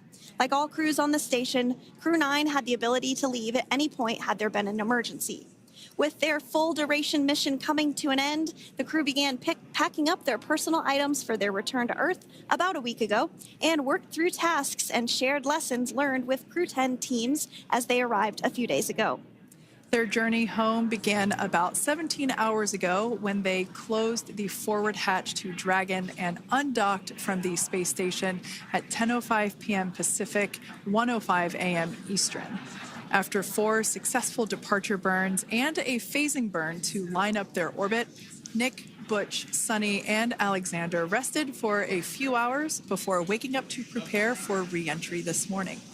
We jettisoned Dragon's trunk and performed our final on-orbit maneuver, the approximately 7.5-minute-long deorbit burn, and that occurred at 2:11 p.m. Pacific, 5:11 p.m. Eastern Time. And that sent Dragon on its path home. The spacecraft re-entered the Earth's atmosphere and slowed its descent with successful deployments of 2 drogue parachutes and 4 main parachutes, with the final splashdown occurring off the coast of Tallahassee, Florida at 2:57 p.m. Pacific, 5:57 p.m. Eastern. Following that successful splashdown, we saw SpaceX recovery experts move in and prepare Dragon Freedom for its lift onto the recovery vessel. And just a little less than an hour following splashdown, we saw Nick, Sunny, Butch, and Alexander make their way out of Dragon and into the recovery ship's medical facilities, safe and sound. Next up, they'll catch a helicopter flight back to shore, where they'll transfer to aircraft that will take them home. The astronauts will take a NASA plane for the short flight back to Houston, where they'll be reunited with family and friends to bring an end to this mission. It's been an honor and a privilege to share their journey with all of you as we continue this new era in human spaceflight. Return today marks the end of the direct handover we executed after successfully launching the Crew 10 mission to the space station just last week on Friday, March 14th. Thank you, as always, for joining us for tonight's coverage of the splashdown of Crew 9. Remember to follow SpaceX on X and NASA online and on social media for updates for the very latest on crew and cargo flights to and from the International Space Station. And we'll continue to share the progress of Nick, Sunny, Butch, and Alexander on social media as they travel back home. We do also have a post-splashdown media briefing coming up at approximately 4:30 p.m. Pacific, 7:30 p.m. Eastern, where leadership will share a final update as we conclude this successful mission. So, from all of us at NASA and SpaceX, welcome home, Crew 9. So long.